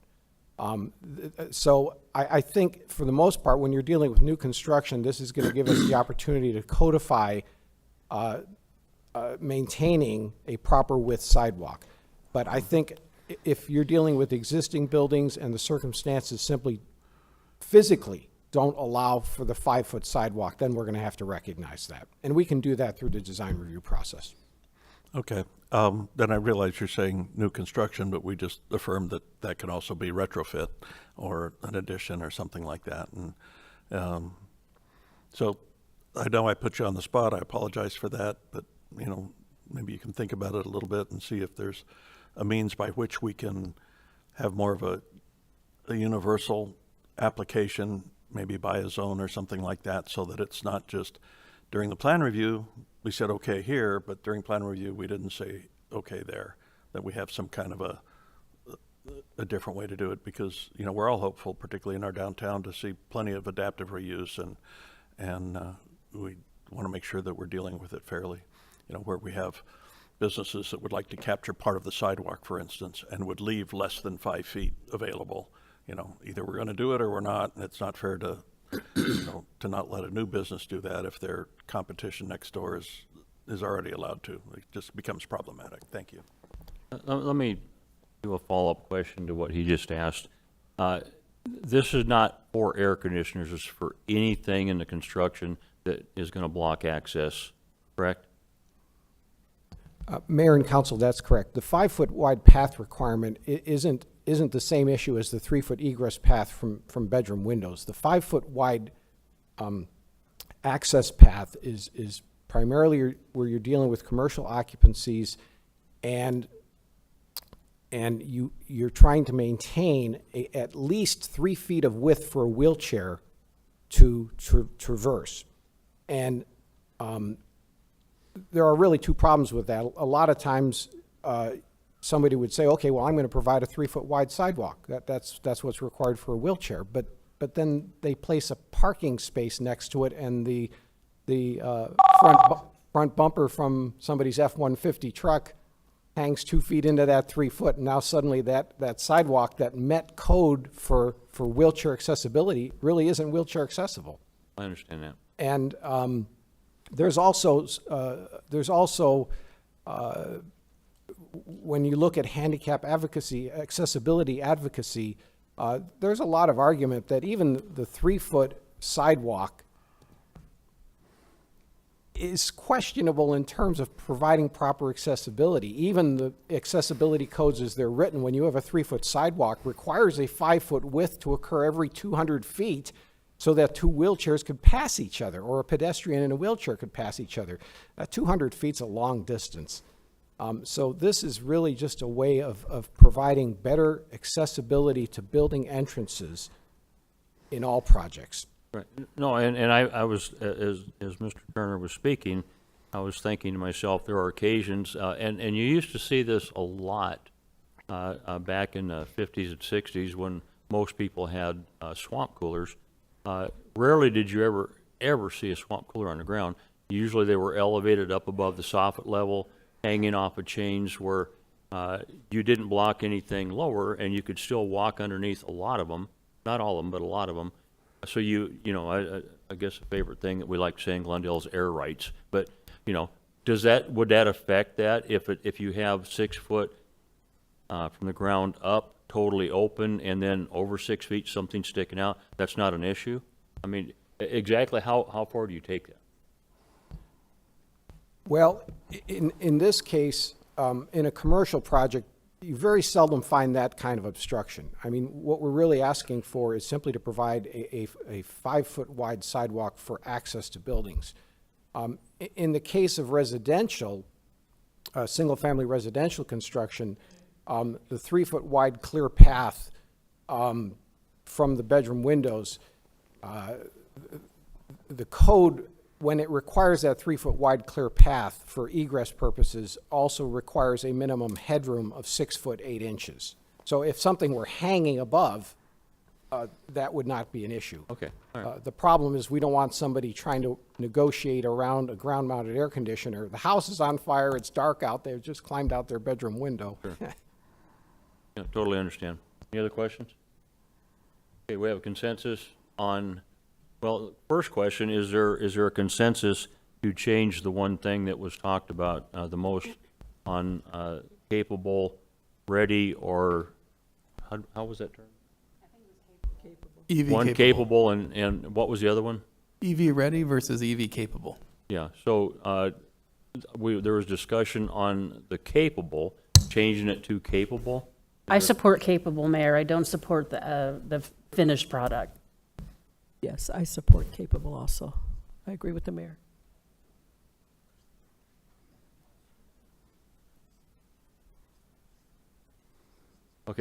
Okay, so, everything else that was talked about, does everybody agree on everything else? Yes. Okay, so you have what you need? Yes, thank you. Okay, last item. Council item of special interest, council stipends and car allowances.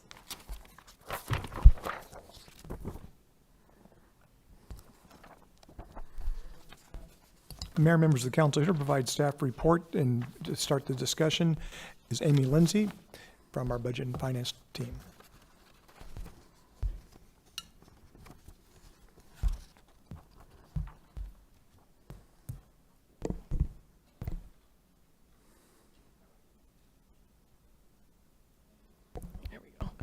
Good afternoon, Mayor and members of council. This is to address a council item of special interest on the council member car allowances and stipends, which is also known as City Administrative Policy 11. So what we'll go through in the presentation is the background, the actual policy itself, the car allowance and stipend that's included within that policy, and then we'll open it up for council discussion. So the background of policy, City Administrative Policy 11, is that City Administrative Policy 11 became effective May 1st of 2022. It covers incidental expenses that were being incurred by council members, including but not limited to home office, internet connection, cell phones, parking, travel expenses at local meetings that are not held within the city. Examples of those would be MAG and the legislature. The amounts that are included within City Administrative Policy 11, the car allowance is $450 per month. The stipend is $900 per month. Those amounts are paid per paycheck, on a per paycheck basis. There are 26 pay periods per year. It's included in taxable income under an IRS non-accountable plan, so no documentation is required. And council has the ability to elect to receive none, one, or both. So the discussion for this council item of special interest, potential discussion points, you can choose to leave the policy as is. You can convert the policy to a council-approved and adopted policy. You can eliminate the car allowance and stipend policy. You can change the dollar amounts within the administrative policy, or any other discussion that you might want to have.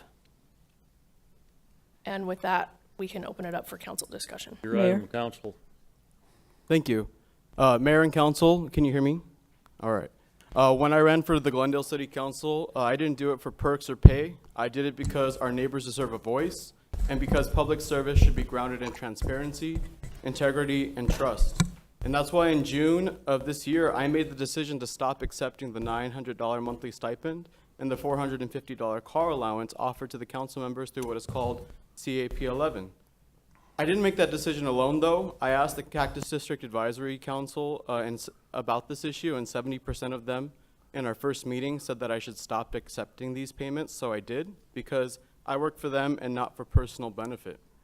So let's clear up a timeline of what happened. So in 2019, the Glendale voters told the City Council 70% no to a $20,000 salary increase. In 2022, the city manager implemented a stipend and car allowance policy totaling $16,200 per year per council member. That's with the car allowance and the stipend. This was behind closed doors in executive session, and it is a raise and it is taxable income, as we just saw on the last slide. And it was done quietly through executive session without public input or without public council vote. And according to the Arizona Republic, no other major valley city provides this type of stipend, yet Glendale has now paid over $300,000 in stipends and car allowances since 2022, without requiring receipts, documentation, or justification from elected officials. Now let me be clear, as council members, we already received our $34,000 in base salary.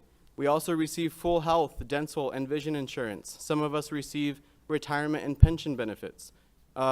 We have travel and professional development funds, and an optional cell phone stipend of $100 if you're not enrolled in the stipend program. So yes, we're very compensated very well, and the public deserves to know that and deserves transparency about everything else that it receives. So that's why I have requested from the city manager's office a full compensation package overview for myself. How much does it cost for me, the city, for me to be on the payroll? The Cap 11 stipend was supposedly meant to cover things like constituent meals, internet, home office costs, but financial records show while collecting stipends, a council member continued charging meals at Dolce Vino Wine Bar for $56 and $52, Cuff Downtown Bistro for $53, $85, and $63, and other restaurants such as Yard House, Bitsy Mama's, Saguaro Grill, and a touch of European Cafe and more. If the stipend was really covering those expenses, why were these meals still charged to the public? And let me be clear, I'm not throwing stones at my colleagues. These charges were from the last 2 years of Mr. Ian Hughes' purchasing card transactions. So I do not take today's discussion lightly, and please do not take it as a personal attack, nor is this a discussion about the legality of the stipend program, because the city attorney informed me that it is hidden in the city charter under the vague title called benefits. And just because it's legal doesn't mean it's good policy, and the taxpayers are paying this stipend every year in the budget process under meeting reimbursements or personnel without any input or oversight or transparency. And I have some questions, and so did the Cactus District residents. And when I asked the city clerk and the city attorney to see the executive session minutes where the stipend was created, I was told that I wasn't allowed because I was not a council member at the time. Fair. So this is about transparency, accountability, and ethical leadership, but most importantly, this is about maintaining public trust and being fiscally responsible with Glendale's tax dollars. So I'm asking the council today to, 1, bring the Cap 11 policy into public view, which is what we're doing today, transition it from an administrative policy to a formal council-approved policy so that we can hear from the taxpayers and have their input, establish clear rules, require reporting, posted online for transparency purposes, or let's agree to sunset the policy entirely starting the next fiscal year when we are moving into the Glendale City Hall. Because if we believe in accountability, we cannot hide compensation behind closed doors. If we believe in transparency, we must listen when the public says no. And if we believe in public service, we must act like public servants. So I'm asking the mayor, the vice mayor, council members Melnar, Turner, the interim city manager, the city attorney, and the city clerk to let us know what happened in that room on that day. Did anyone know about the proposed policy before it was introduced by the city manager? And for those that are taking the stipend and the car allowance, tell us, how do you use it? And give us examples of what you use it for, because I've calculated a home office, travel, meals with constituents, etc., and it came out to about $200 to $300 per month, not $900. So when it comes to the car allowance, a council member would need to travel 22 miles a day, including the weekends. That's 672 miles per month.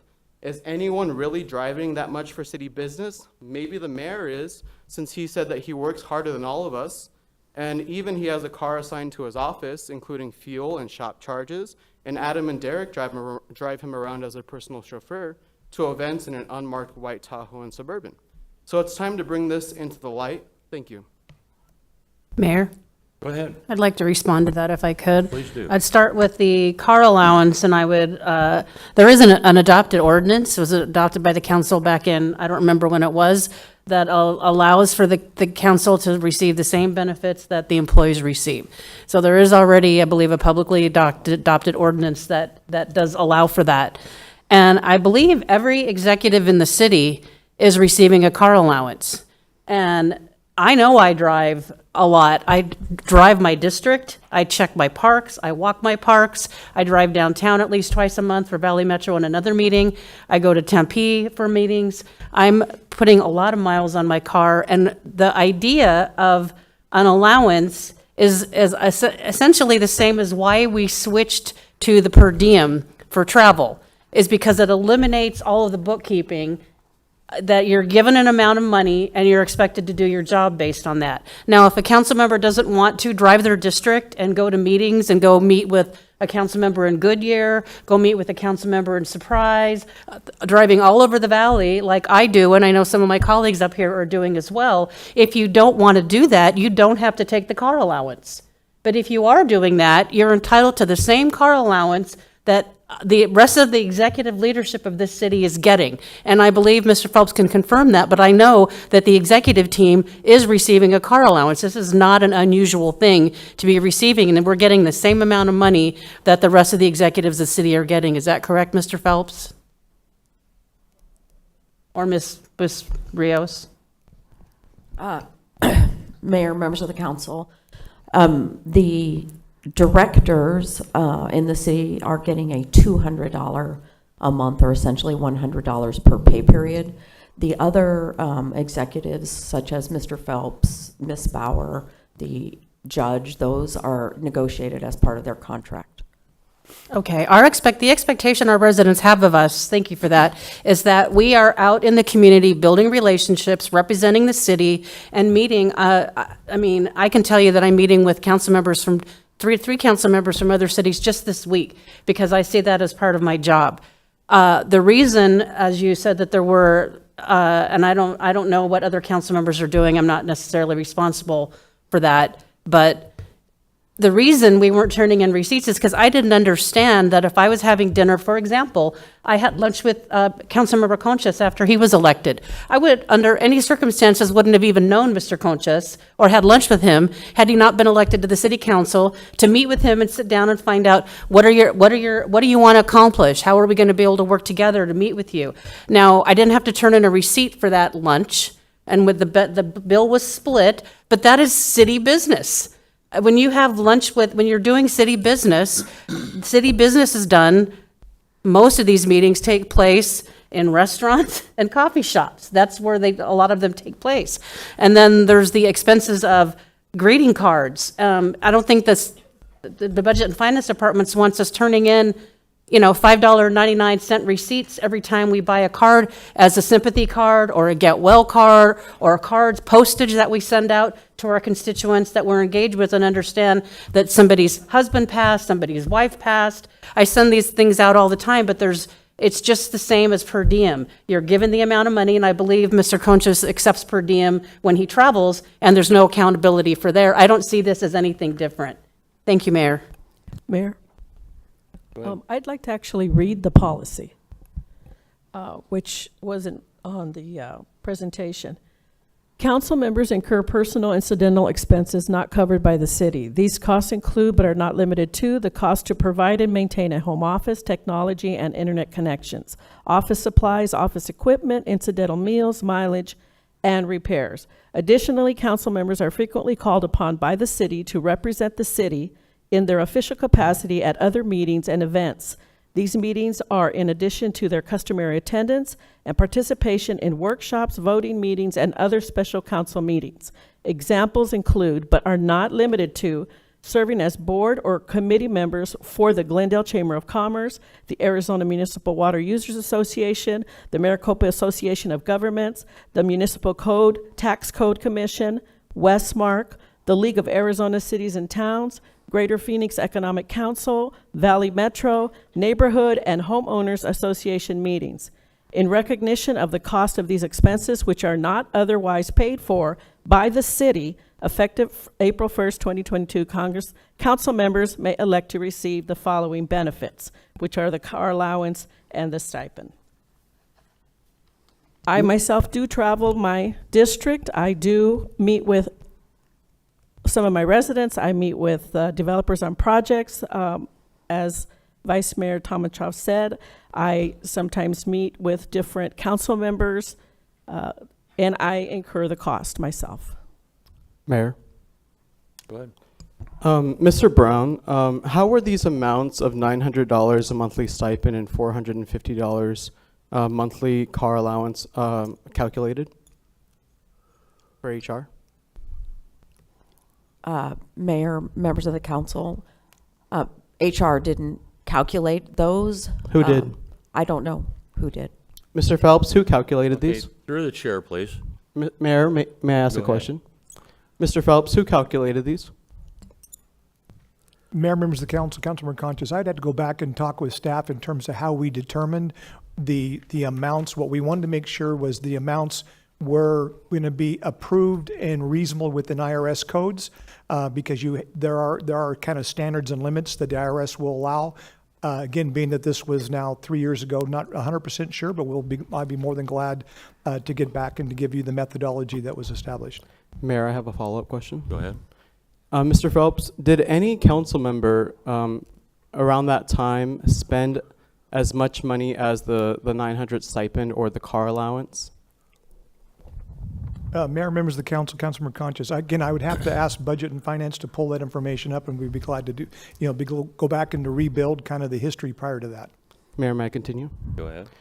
So through public records request, it shows that the 46 months prior to this policy being implemented, there were 12 requests from council members, and that equaled about $1,300 total. And we have, since this policy has been implemented, we've spent $300,000. And I understand where you're coming from, Councilwoman Guzman, that you use it. Thank you so much for servicing and being there for your constituents. But the fact of the matter is that most of our constituents don't even know that this exists. And my question is, why is this the first time that it's coming up in a public forum? Why was it done in executive session? That's my question. Why was it done in executive session? Can anybody answer that? Mayor and council, I'll answer that to make sure that the record is clear. Please. And I've had this conversation with Councilmember Concha, so I want to make sure the record is clear. The E-session was the opportunity where I provided advice regarding the legality of it. It's an administrative policy that was a decision to be handled administratively. So one of the questions before you candidly tonight is, do you want to continue to have it administratively governed by the city manager, or do you want to take control of your own policy?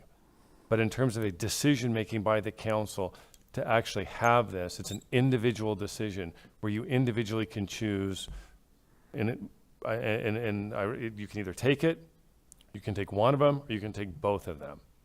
And also, just to clear the record, it's not hidden, but in section 2-91 of our code, and it's been there since 2000, it was adopted on May 30th of 2000, where it says, the benefits provided for employees of the city shall, unless otherwise provided or restricted, prohibited by law, be available to all classified service employees, unclassified service employees, and city council members.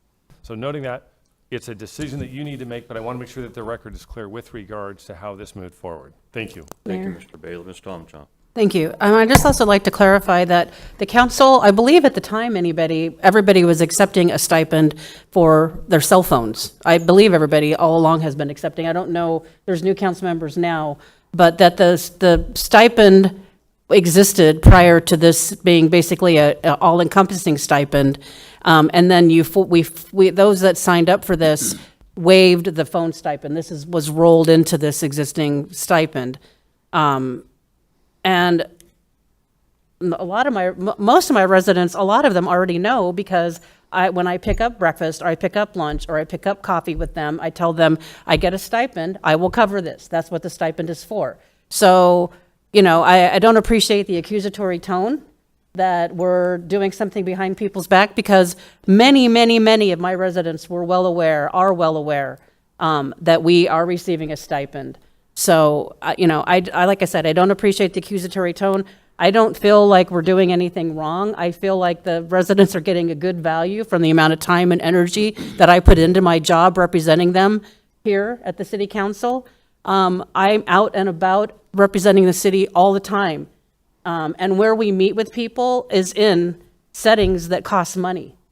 And the reason receipts weren't being turned in is because I didn't understand that even if you split the bill with somebody when you're having lunch for, let's say, the council member from Peoria to discuss an issue that is affecting both cities, that I was entitled to be reimbursed for that. I didn't really understand that. But once it was explained to me that really you are entitled to be, you're doing city business, you're entitled to be reimbursed for that. The idea of the stipend, as I understand it, was to eliminate us from turning in, a $35 receipt for lunch, a $5.99 receipt for a cup of coffee when you're meeting with the developer and you buy your own coffee because that's how we do it. I don't think that our residents expect us to behave like martyrs and expect us to be doing this on $34,000 a year. This is to cover expenses over and above. That's what a stipend is. It covers expenses that are not covered by your salary. So I don't think you've accomplished your goal of the transparency here. And I feel like the discussion has been had. Thank you. Mayor? Turner, do you have something? Yes, Mayor, I do. I have a few things to cover. I appreciate that the actual policy was read into the record here. Thank you, Councilmember, for that. In our packets for this meeting, we were told that the copy of the policy would be included. It wasn't in mine. I'm not sure if it was in yours. As far as the emails we received, I had to go looking elsewhere to actually find the policy. And the second paragraph of the policy begins with the line, council members incur personal incidental expenses not covered by the city. And I think that's basically false. As part of our council guidelines, it's clear in paragraph number 3, council member budgets/expenses. Each council member elected from a district is provided $18,000 each budget year for various expenses that will benefit the city of Glendale and meet applicable budget expenditure laws. For example, these monies can be used for postage, which was mentioned here, attending conferences, seminars, presumably other meetings, for equipment, for doing our newsletters, which I don't think we incur an outside expense for. But we each get $18,000 a year to cover the kinds of expenses that this policy lists out as what it's supposed to cover. Now, had the policy come into place and the $18,000 from our budget been eliminated or been reduced by this $16,200 a year, then that might have made some sense. But this is clearly an extra $16,200. We've always had the ability, if we cared to itemize our mileage, what meeting we went to and how far we drove, to get reimbursed for that. And we could total it up and send it in once a month. The same with meals. Total it up, who we met with and the city benefit, and submit it once a month. We've always had that option. And so we're really, it's in essence, it feels to me like it would be double dipping to take this. And just for the record, I never have. I am guilty of taking the cell phone stipend, and I guess I could ask myself why. Would I have a cell phone regardless? But at the same time, too, I know that if I decided not to have a cell phone, that the city would be, in many occasions, to the detriment for it, because I do get phone calls, some of them urgent, on my cell phone. So, and I don't know, the cell phone is less than $100 a month, so if we want to, that's not really the same thing as $16,200 a year.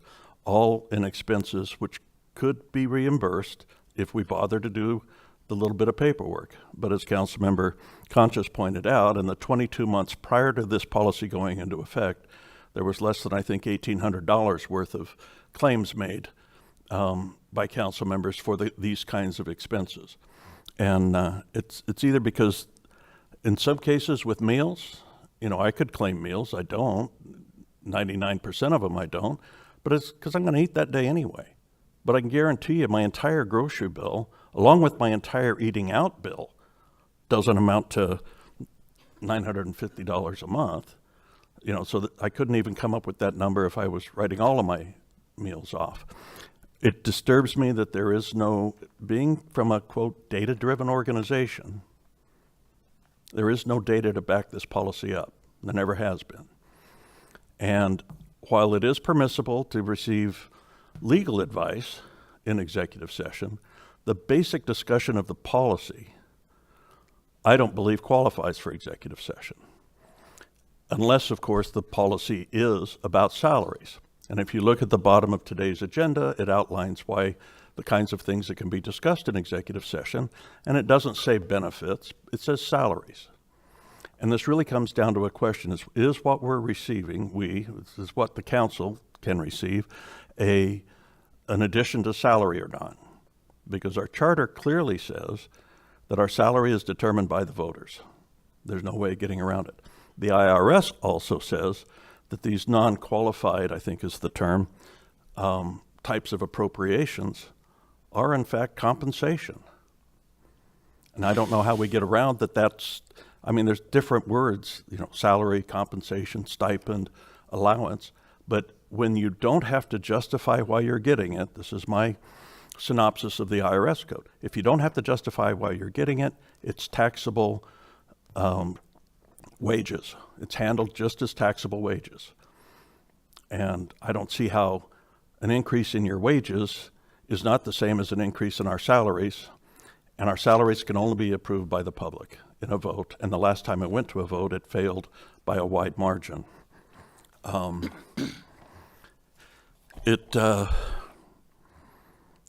Again, as Councilmember Contras raised, this was never discussed in public in a workshop like this when the manager was considering adoption of the policy and the council was going to go along with it.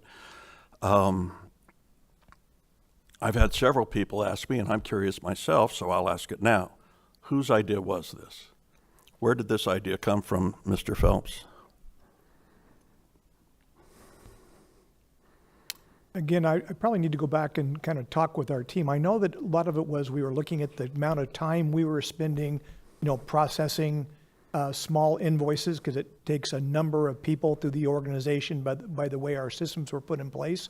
So I believe it rose out of that. And then with the idea that with our employees, we find that it's, with the city employees, that it's easier to do a stipend. It's more efficient, better use of our staff time to do that. And so we explored the idea of the council having a stipend program available to them as well. Okay. All right. So in essence, your answer is saying it wasn't your idea and it wasn't a member of the city council's idea. Is that what you're saying? Not what I heard. No, I don't think I said that. I think in our discussions about the amount of time that we spend processing and then just getting information from council members. We don't have, our staff doesn't have a requirement to order you to do something. The 7 of you are somewhat independent free agents. So we were struggling with getting data on time. We were struggling getting receipts, kind of on time. And so we just felt like a stipend program might simplify the reporting element of this and make it easier and more consistent for our staff. And so when that was discussed, I thought it made sense. And I put an administrative policy along that way. I did make sure that what we were doing would fall within reasonable IRS guidelines for the amounts, because it's not an exact science. There's no book we can go to say what should a stipend be. Every stipend is unique to the individual, unique to the organization. So in the 22 months prior to this policy being instituted, according to public records requests, there was $1,747.29 of reimbursement for these types of expenses. And that takes up so much city employee time that now it's worth over $300,000 to not spend the time it takes to process $1,700. That doesn't make sense to me, and I don't think it would make sense to our residents. I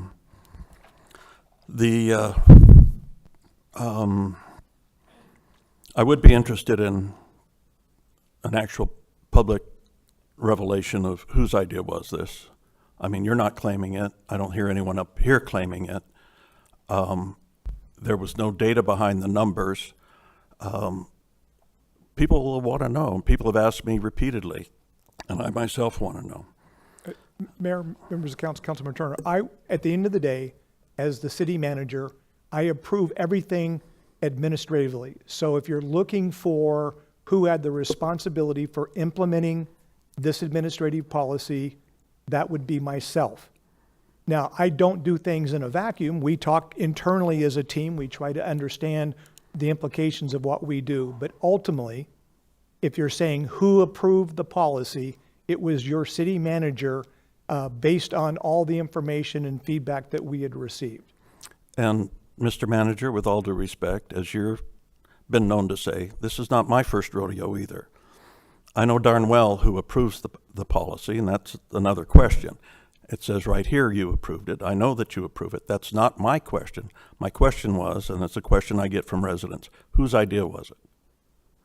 And if you're not ready to answer it now, then don't. But it's a question that needs to be answered. Whose idea was it? And if you can affirm that it wasn't the genesis of this was not your idea, or not an idea from a member of the city council, either present or previous, then that would be an answer to the question, but that's not the answer I'm hearing from you. Mayor, members of council, Councilmember Turner, this did not come as an idea from the council. It came from within the administration in terms of the approach. So I did not talk to a single individual council member about the need for a stipend or that as an opportunity. It was really more driven from just the fact that we were spending, I believe, an exorbitant amount of time trying to track a relatively small amount of dollars. And so what I'm hearing is you're saying that Okay, prior... again, through the chair, Mayor, please. I'm used to organizations that once you have the floor, you have the floor. Well- This is not the state legislature, but if No, you but want... it's- But if it- I am in if it charge, helps I'm you- the chairman, that's what I'm asking you to do. If it please. helps you feel better, I'll just... It'll make me feel wonderful. Well, that's great. That's what I'm about. I wish you were about that for me as well.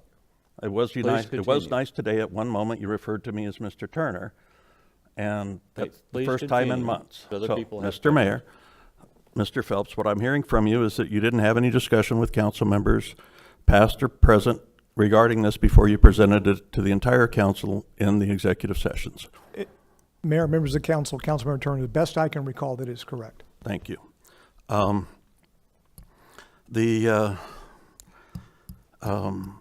So there's no data behind it. The expenses that it covers are expenses that can be covered with the $18,000 expense policy or the expense account that we get through council policy.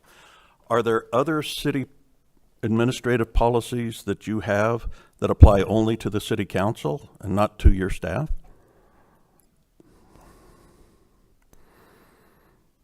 Mayor, members of council, Councilmember Turner, I'm not aware of any, but I'm not saying that there aren't, but we could certainly could look into that further for you. Okay. Because it's also a concern that an employee of ours, an employee that serves at our will, is making available to each of us an extra $16,200 a year. And while it is apparently true that some members at the director level or above receive car allowances, those were discussed in public very transparently. They're also of a temporary nature, and they came for a particular reason. It's because City Hall was being closed down for this project, and they were being dispersed out to different places around the city, and was going to directly mean that they had more travel to do. And it was for a limited period of time. This is, as it was presented to us, this was only until everybody came back to City Hall. So that's distinctly different than the car allowances being provided to council members, which is significantly larger, no specific reason for it, no trigger effect, and then no comparison. It's far more than directors get, and there's no comparison to any data available, and there's also no end time to it. It's just like, and then when new council members come in, they start receiving it in their paycheck. By what I can tell, none of them were sat down and explained, here's why you get this particular pot of money, to make sure that you ethically agreed with it, because you didn't have the privilege of being in on the discussions that created this. And it's a shame that you weren't, but I know all of you have had a chance to learn about it either before you took your oath or shortly thereafter, because I made a point to meet with each of you and to have that as an item of conversation. I can understand that this is an administrative policy from the city manager. I don't know where, it sounds like this may be the only one. I don't know where the city manager has the authority to make policies that apply to the council and the council alone. Now there was a discussion that the benefits that are provided to any employees are available to all employees and all elected officials. But I'm pretty sure that not all employees have the benefit of a car allowance or of a $950 a month stipend either. So I don't think it can be relied on for that. They all have the benefit to receive apparently dental, health insurance, and those types of things, and that's all employees, including the council. That's in an ordinance that was approved by a council. It's on the books. It's transparent. But I don't think we can rely on that as justification to give us a benefit that the rest of the employees don't have, unless, of course, you're willing to give all employees a car allowance and a stipend. I would not be in favor of that, for the record. I want to look through a few more of my notes here. Again, I believe it's in conflict with our city charter. Also, as far as the transparency during our budget process, these stipends are not called out in our budget as coming from the specific council districts for the council members or the mayor who are receiving them. In our budget, they're all allocated into some nefarious group called council administrative or whatever, as if it was the cost of a copy machine that we all use or something like that, but we don't. Transparency would show which council members are taking the stipend, just like transparency shows which council members are taking the phone allowance. Okay, same thing, but they're not. It's lumped together, it's not transparent, and without disparaging anybody, I would say it's not transparent, and I would suggest that maybe there's a reason that it's not transparent. The general public has no way of discovering this. Because it's been discussed in executive session, it makes it very touchy for us to discuss. I don't think we've crossed any barriers here today, but I will say that if I have, I'll suffer the punishment willingly, because I think this is an important issue that needs to come to light and the public needs to be aware of, and I think it needs to stop, and I think that there's no better day than today to have it stop. Thank you. Mayor? I did a little research just out of curiosity as to what was the norm across the U.S. and Arizona regarding car allowances and stipends. And I was surprised to find that there are a lot of cities where mayors and council members receive stipends. For instance, Carlsbad, California, the mayor receives $5,400 a year, the council $4,200 a year, car allowance. Fontana, California, the mayor receives, and the council $600 a month a year. Park City, Utah, the mayor receives $3,000 a year. This is pretty extreme to me, but in Colorado Springs, Colorado, the council receives $9,126 a year plus expense allowance.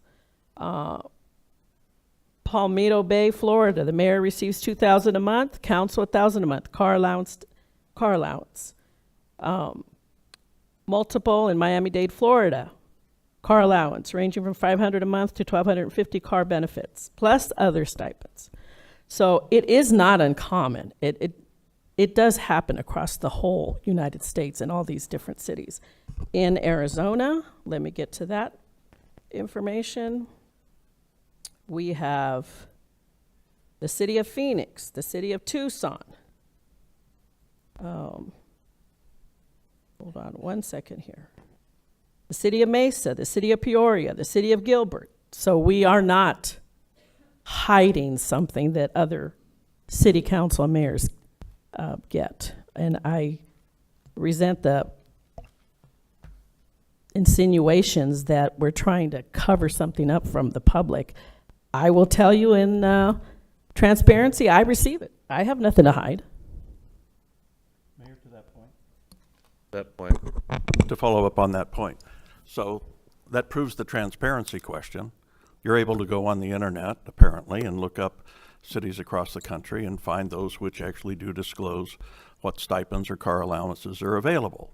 Now, I don't know if Carlsbad, California, if those council members get paid to do that job. It doesn't happen in every city. Lots of cities, the pay is minimal.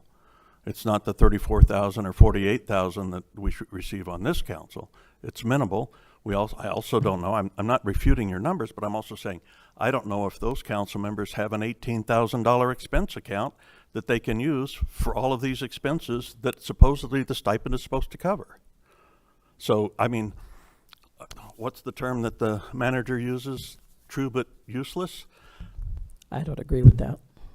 I mean, that information you provided may be true, but without a full picture, it's not particularly useful. Mayor? Thank you. Mayor, I think I was next. You were next. Okay. Thank you, Mayor. I appreciate the concept that this was brought forward, which I was told that the reason it was brought forward is for transparency. And I think transparency is good. And I think having this discussion and making it more transparent, and perhaps in our records we can make it a little bit more transparent. So I don't disagree with that. But let's talk about the real reason this got put on the agenda in the first place. It is a fact that there were concerns that this particular policy was against the charter. That's what I was told by several individuals, and also those who are talking against it today. It was against the charter. Councilmember Turner just recently said, just a few minutes ago, that he believes it is against the charter. That was the main reason why, in my opinion, this was put on the agenda. Also, it's the reason that some may not take the stipend because they feel like it's against the charter. And I had asked our attorney on various occasions, and I know other council members have, we have now a legal opinion.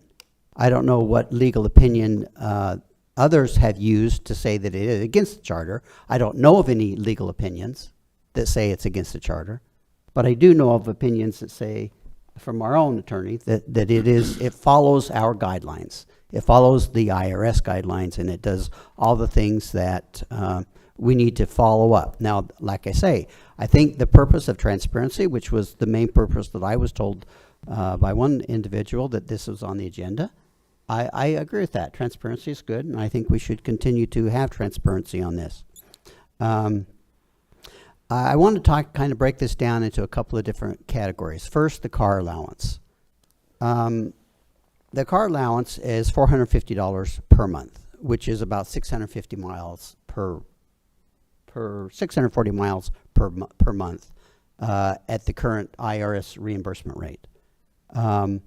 So I did a few calculations knowing this topic was coming up. I kind of kept track of just where I went this month.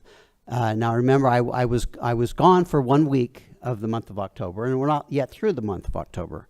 And to date, the miles I have August, sorry. The miles I have driven in August is 460 miles so far. That's with me being gone a week on vacation, and with still a few more months left in the, and I didn't do anything extraordinary. I just simply kept track because I knew this was coming up. So I don't believe that the car allowance is anything extravagant at all. Again, do our citizens expect us to put out of pocket for business expenses? Is that what we're supposed to do? Now, it's been stated that we do have it in our budget, and I could have in the past turned in a mileage, and I probably would have had similar results as to this stipend.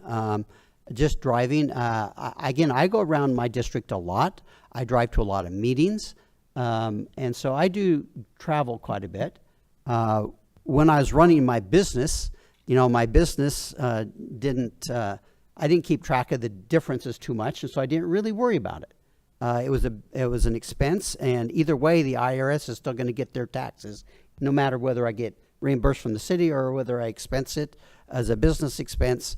It washes. So I didn't worry about that in the past as much, and I didn't really keep track of mileage. It was a lot of time for me. I didn't have time to set and record everything.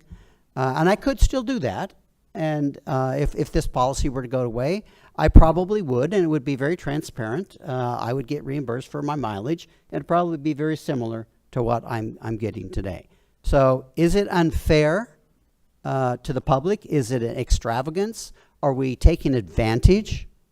I would say, no, we're being reimbursed for legitimate business expenses. So I do take offense that the insinuation that I'm doing something wrong. I really take strong offense to that. I feel like I'm an honest person. I feel like I do things right. I feel like I've treated the public properly, and I am very fiscally conservative. And that this discussion is insinuating that because I am being reimbursed for some of my expenses, that I'm doing something wrong, and I really do take offense to that. And I don't think my constituents would feel that I should not be reimbursed for my expenses. Now that's the car allowance. Now going to the other stipend, you know, $100 of it is of the 900 is for a cell phone allowance, which is allowed for most all executives within the city. So under our current ordinances, that is perfectly allowable, and it is a real expense. And I don't feel bad about taking that portion of that stipend. As was read here into record today by Councilmember Guzman, the purpose of the stipend was to cover expenses that we don't get reimbursed for. Now, granted, I do agree that there is money in my budget to be reimbursed if I want to go to lunch and pay for it and meet with a constituent or another representative, or have a business Glendale-related meeting with someone that there is expense. I agree that I could turn in the receipts and I could get reimbursed for that.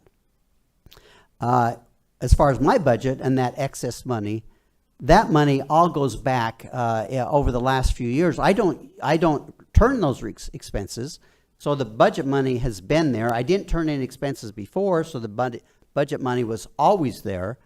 But I would always take my excess budget money every year, and I still do, and I put significant amounts of money into my parks. Every year, we are allowed like $16,000 or $18,000 that we can use for discretionary money to put into parks or to whatever. I usually put double or even triple that amount because it's money I've left over in my budget that I'm not extravagant in what I spend. I'm very conservative in what I use for my budget for. And so that money that is left over, as all other council members have the ability to do, is to put that into good use in the city. Now, if we want to reduce that's fine. We can take that $18,000 away completely. And we could, I would simply have less money to put back in my parks. So the money still gets, my residents still get the benefit of that money, no matter what. Now, as far as the rest of the $800 of the stipend, that is not including the phone allowance. What was it for? Well, one of the things that really struck home to me was the use of a home office. I spend a lot of money on printers. I print a lot of things at home. In the past, before the stipend came about, I didn't go ask the city for a reimbursement. I could have, but I didn't. Was it a legitimate expense? Is it an expense that I should be reimbursed for? Absolutely. And so when the stipend came out, it was right around COVID. It was right around the time that we were starting to plan the build out where we wouldn't have an office in downtown. We would still have a space way out at Westgate, but for me that's not convenient for my office. So for the past 2-3 years, I have used that stipend to pay for my office expenses, and they haven't been insignificant.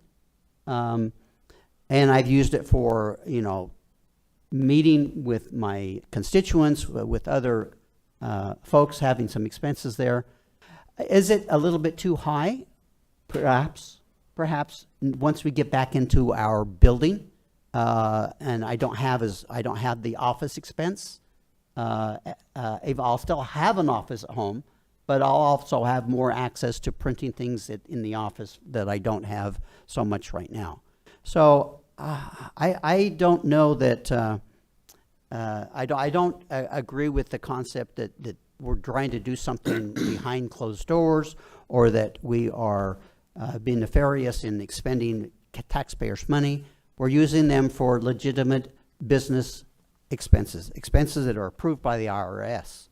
And it is not a salary. I'm sorry, it is not a salary.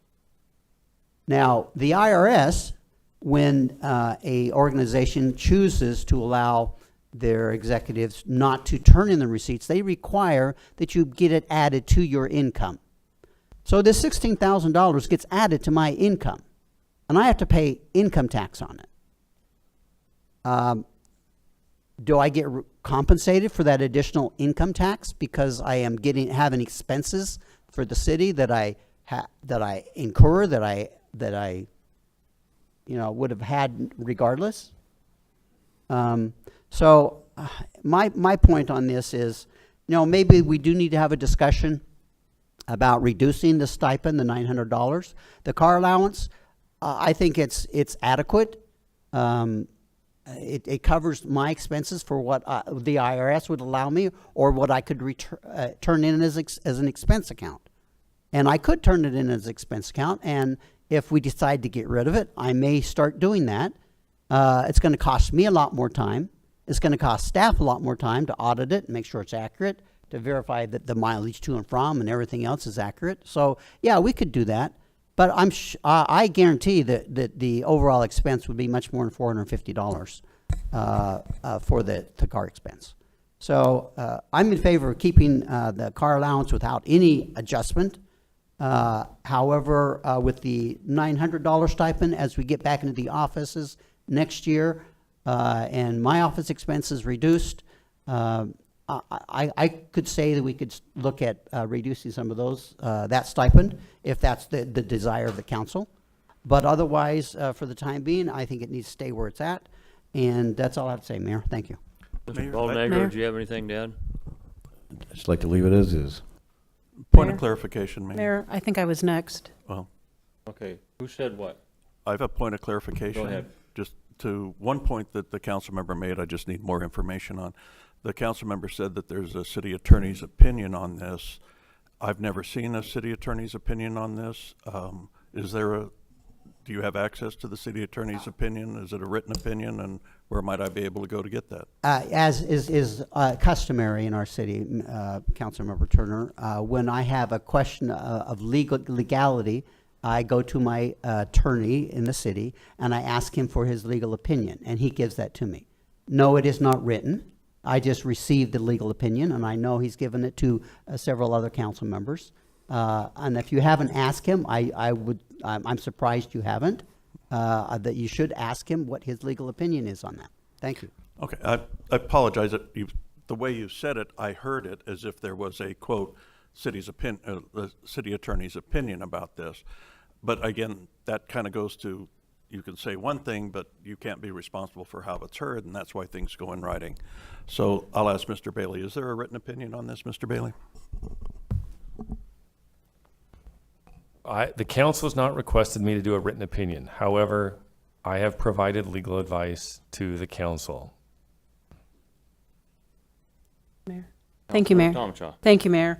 One thing that hasn't been mentioned here, and I know I alluded to it earlier, was that the reason that the city switched from receipts on travel reimbursement to per diem on travel reimbursement was because there's a cost to processing this paperwork for the city. And we've got staff, in budget and finance that I'm sure doesn't want to be processing a $5.99 receipt because I went and bought a greeting card. So we need to take into account that there is a cost to providing receipts, processing receipts. So I just wanted to make sure that that's taken into consideration. And that was, I think, one of the reasons why the policy was implemented. That's why we switched. I don't remember if you were here, Mr. Phelps, or not, when we went away from everybody turning receipts in for travel and started doing per diem because it eliminates the paperwork. And the budget and finance staff doesn't have to process anything. You're given a daily amount based on what the IRS says you get in whatever city you're in. There's no receipts. It's just a set amount. This is, in my mind, essentially the same thing.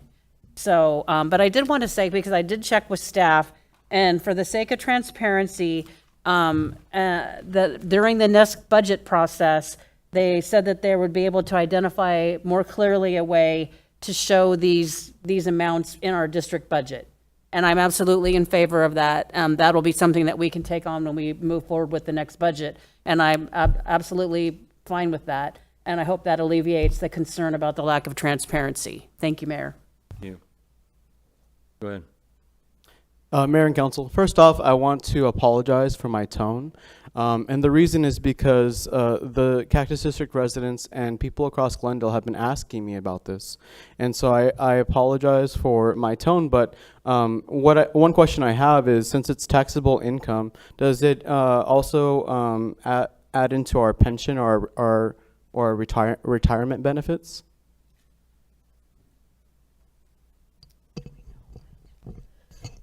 Mayor, members of the council, actually, I do not know the answer off the top of my head on that question, so I'd have to get back to you on that. And Mr. Gibson probably knows the answer to that, but he's not here today, so. It is my understanding, Mayor, that Mr. Gibson said that it does. So. If that's what you, Mayor, members of the council, that may be what you remember. I just don't remember, so. And then the last point that I'll make is that I like Councilmember Malnar's approach of investing the rest of the money into his district improvement funds. I actually would like to do that if I had the option to put $16,200 into my district improvement fund rather than it going into my paycheck every biweekly. I would like that. I asked the city for that option, but it's not an option because that's not how the policy is written. Thank you. All right, and I need to clear something up. You had made a statement that I said that I work harder than everybody. I didn't make that statement. I did not make that statement. I said I'm in my office more than everybody else here. That's what I said. Okay, so I didn't appreciate that. If you're making an apology, I'll accept it. If not, then that's fine. I don't believe that what we're doing is wrong. I think the one thing that a lot of people have forgotten is when this came out, one of the issues that all of the council was really struggling with was nearly $5 a gallon gas. And it was killing a lot of people. I mean, it was hurting people. And I do remember conversations between council members, and I believe that our city manager heard grumblings that it was very, very expensive to try to do our job when we had to go off-site frequently. And I think that's, I believe it, I'm not, but I believe that that's probably what spurred the conversations with you and staff to see if there's some way that we didn't have to suffer as much with nearly $5 a gallon gas. I think. Now, I'm not saying that's positive, but I think. But I do remember during COVID when it first started, it was created a lot of issues for a lot of people in a lot of different ways. I don't think there's a person on this council that is greedy, that is trying to get rich off of these stipends. Because you're not going to get rich off of it. But I do believe that if you work for it, if you put in your time, if you put in the mileage, the home office, the coffee, all the stuff that goes with it, I think it's incredibly justifiable. And I think, and there has been public records from Mr. Hurst sitting in the audience, a lot of people trying to figure out where the money goes. I don't think anybody would ever say that I waste money. In fact, I think, I'm not going to say I'm the most frugal, but I think I'm pretty close damn to it. So I have no issue with keeping it the way it is. I have no issue with if the city wants to make a report, a monthly report, however you want to do that, on our stipends and what we're getting. I don't have a problem with that. I'm not trying to hide anything. But I think that there's people trying to make points, political points, and I just don't think that's necessary. I personally don't support changing this. I would support making the one change of making it available to our citizens that want to see how much we get. So, Mayor, go if ahead. I might, another clarification. 'Cause a different council member had mentioned earlier in this discussion about you and a Tahoe and something else, and. Well, yeah, thank you. So, but if I may ask my question, so you receive the stipend, the car allowance, you receive the car I allowance. can save you this question. If And you'll- the stipend, but you also use a city-owned vehicle and city-purchased gasoline, is that correct? Absolutely. But would you like a definition of what? 90% of the mileage on that Suburban is used by my staff, not as personal chauffeurs. Occasionally, we'll go somewhere together. This morning, we had to go to an event. I drove this morning. So it just depends on where I'm at, where I have to be, what my next meeting is, where I have to be before, where I have to be after. The vast majority of the time, with the amount of events that we do not charge the city for, lots of things that benefit our veterans, and there's a lot of them. We don't charge the city back for that.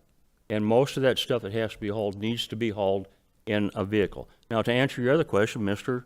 Turner brought this up several years ago. State law says that you're supposed to have your vehicle identified as a city vehicle. Totally agree with that.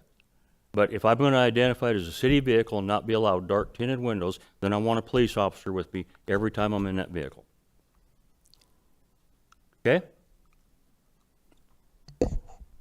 Mayor, you're looking at me? I am. And so, and what I'm hearing is that you have the luxury of being able to be taken around in a city vehicle. Do any other council members have that luxury? Again, any council member can always check out a vehicle, yes. My And- staff, if they're with me, when we're doing an event, then if they're with me, they're with me. If they're not, they're not. And again, go back and look at most of the times that I go, I'm usually in my own vehicle. Usually. Driving myself. Occasionally, if I'm here or we're going somewhere, then we may go together. Mayor, may I ask a clarifying question to the city manager? Mr. Phelps, if I'm accepting the car allowance, am I also allowed to check out a city vehicle?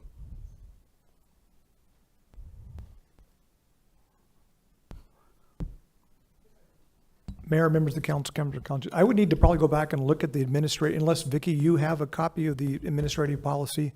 I don't know if I have an answer to that question specifically. Mr. Phelps, I was told by your executive assistant, Amy, that I cannot, if I'm accepting the car allowance, that I cannot check out a city vehicle. That is what she told me. Mayor, Is that members- correct? Mayor, members of the council, you asked me the question. I understand, but I'm I telling was you not privy to the conversation that you had with my executive assistant, but I will, again, be more than glad to get that clarification and provide it to you. Well, I'm just telling you my lived experience and what has happened, and when I asked the question, so thank you. Mayor, may I? No, time out. Mr. Phelps, I want to go a little bit further with his question. He doesn't accept a car allowance, but if he did accept a car allowance and he has an event going on that they need to haul something to that event, would he then be allowed a city vehicle? I mean, common sense would say yes. So, Mayor, members of the council, some of these rules are rules that we have within the travel policy, and there are always, going to be one-offs or situations that just don't fit. So your example of hauling something, I don't know, we haven't really come across that. In general, in the travel policy, which council has also agreed to more or less follow with certain exceptions, an employee who's receiving a car allowance is not entitled to check out and drive a city car because they're receiving that vehicle allowance. Having said that, however, there are occasions, and Mayor, you identified one where we've got 3 people going in the car. 2 of them don't have car allowances, and the third one who may have a car allowance, it makes more sense for them all 3 to go together. They're going to the same place. We don't need, extra vehicles on the road, and so we don't have a policy that says if you have a car allowance, you can't ride in the car with another city employee who's duly allowed to drive that car. So we don't get down exactly to that level of detail. It's a general policy, but what I would say is that it makes sense, right? If you're a council person, you're receiving a stipend for your vehicle, but you had something to haul or something like that. We don't have a policy about that. That's a one-off situation that occurs, and we would probably say, yeah, that makes sense for the council person or any other person getting a car allowance to take that vehicle in that particular case, because it Okay, just kind of I'd like makes sense. to, one further question, then we need to move on. Mr. Phelps, or city attorney, either one. Car allowance, right now, what she just said is, on some occasions, the council member could not use a city car because they have their car allowance. But what if their staff needs a car? What if their staff's hauling something? Is their staff, their personal staff, allowed to check a city vehicle and drive it?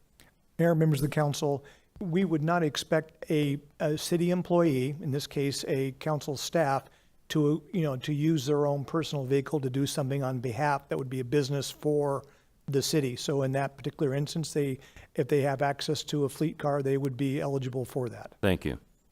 Go ahead. I just wanted to clarify something, because I don't think Mr. Conchas is aware, and I think that's what you were alluding to, is that previous mayors and other mayors around the valley do use a PD detail, and you do not. And I think that's what you were referring to when you said about the tinted windows and the not identifying the vehicle, is that instead you're using, especially for security, depending on where you're going, but you're not using the police detail, which comes at a cost to the taxpayers. So, and I know for a fact that multiple mayors around the valley use PD details, and I know for a fact that previous mayors have used details from our police department to accompany them everywhere they went. So I think that's what the point you were trying to make. Thank you. Okay.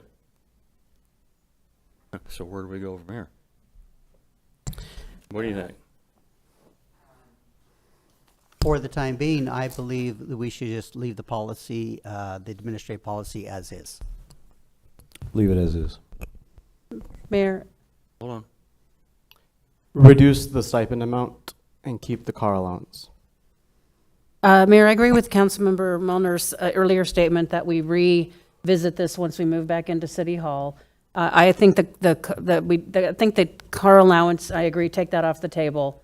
I think that's perfectly legitimate, and I think the whole thing's perfectly legitimate, but I think we readdress the stipend, just the individual stipend, once we're moved back into City Hall and we no longer have to run our district offices out of our home office. I think that's the best, and then also to include a line in our district budget showing the amount of money. Thank you. I agree with that. I think we should eliminate the car allowance and the stipend policy. I think the $18,000 that's in our office budgets for these expenses is sufficient, and we shouldn't be burdening the taxpayers any further with this. Okay. All right. You heard what you need, right? Okay. Well, just Mayor and Council, really quick, so you understand, this is an administrative policy. Understand. So at some point in time, if you're going to change it, you're going to need to direct the city manager. So at some point in time, I'll probably need to sit down with Ms. Rios and put together what we believe is the direction. Otherwise, it's an administrative policy that you have the right to choose how you accept or not. Mayor, may I ask a clarifying question? Go ahead. So if it's an administrative policy versus a council approved policy, if it was a council approved policy, could the taxpayers have input through public comment, or could the taxpayers take it to the ballot?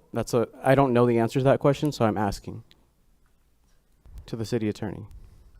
You've asked, Mayor, council member, you've asked me two questions. One of them I want to do some research on, because the courts have a lot of opinion with regards to what is referable and not referable. So if you're okay with it, I need to do some research and I'll get back in touch. And then if you're okay as well, once we meet, I'll share it with the council as well. Thank you. And I appreciate the conversation that we had here today, and I understand things got a little heated, but this is the first time that the public is actually hearing about these stipends. This is the first time that council members are bringing data. This is the first time that we hear anecdotes about the mayor and why he does the things that he does in order to protect himself and to haul things. Like, these are the things that needed to get out. And in terms of transparency, we had a really good discussion, and this has never happened before. And I appreciate everybody engaged in this conversation. Mayor, one last comment. I think last comment from me is, and it is imperative, I believe, that we resolve this issue prior to bringing on a new city manager. That's part of why the timing of this probably is prudent for now, is that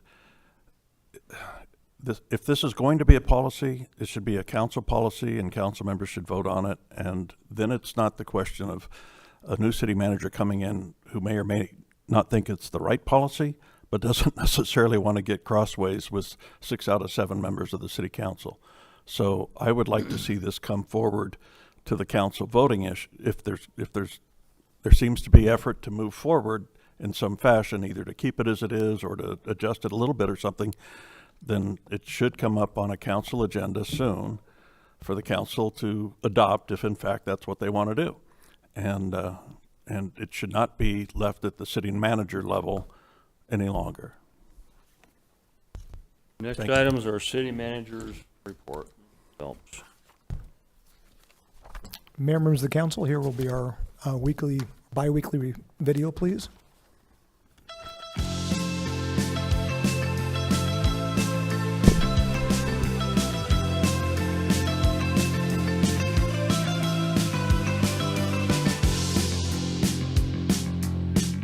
Hello.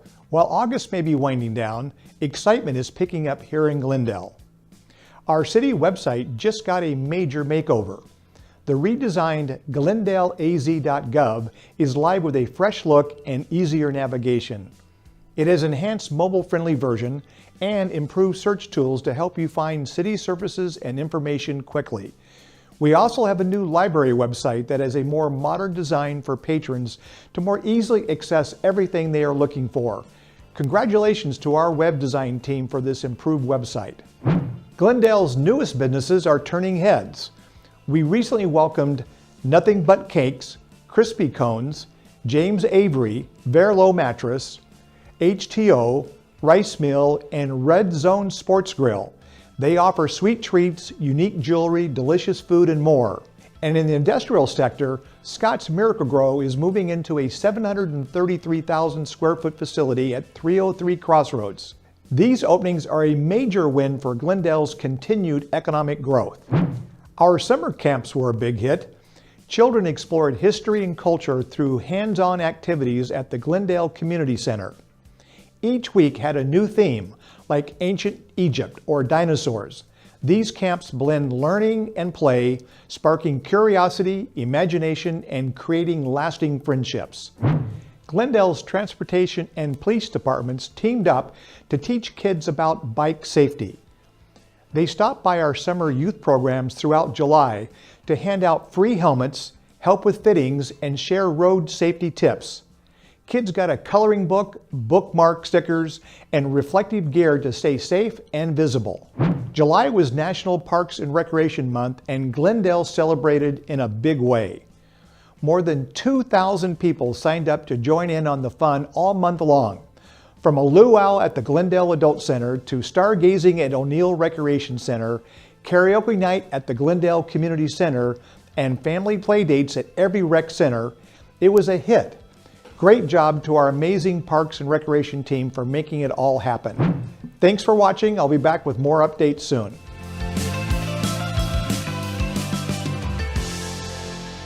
Mr. Phelps? Or Bailey. No report. Yeah, Mr. Bailey, okay. Council items of special interest, Mr. Baldenegro. None at this time, sir. Thank you, Mr. Conscious. None today, sir. Councilmember Guzman. Your member.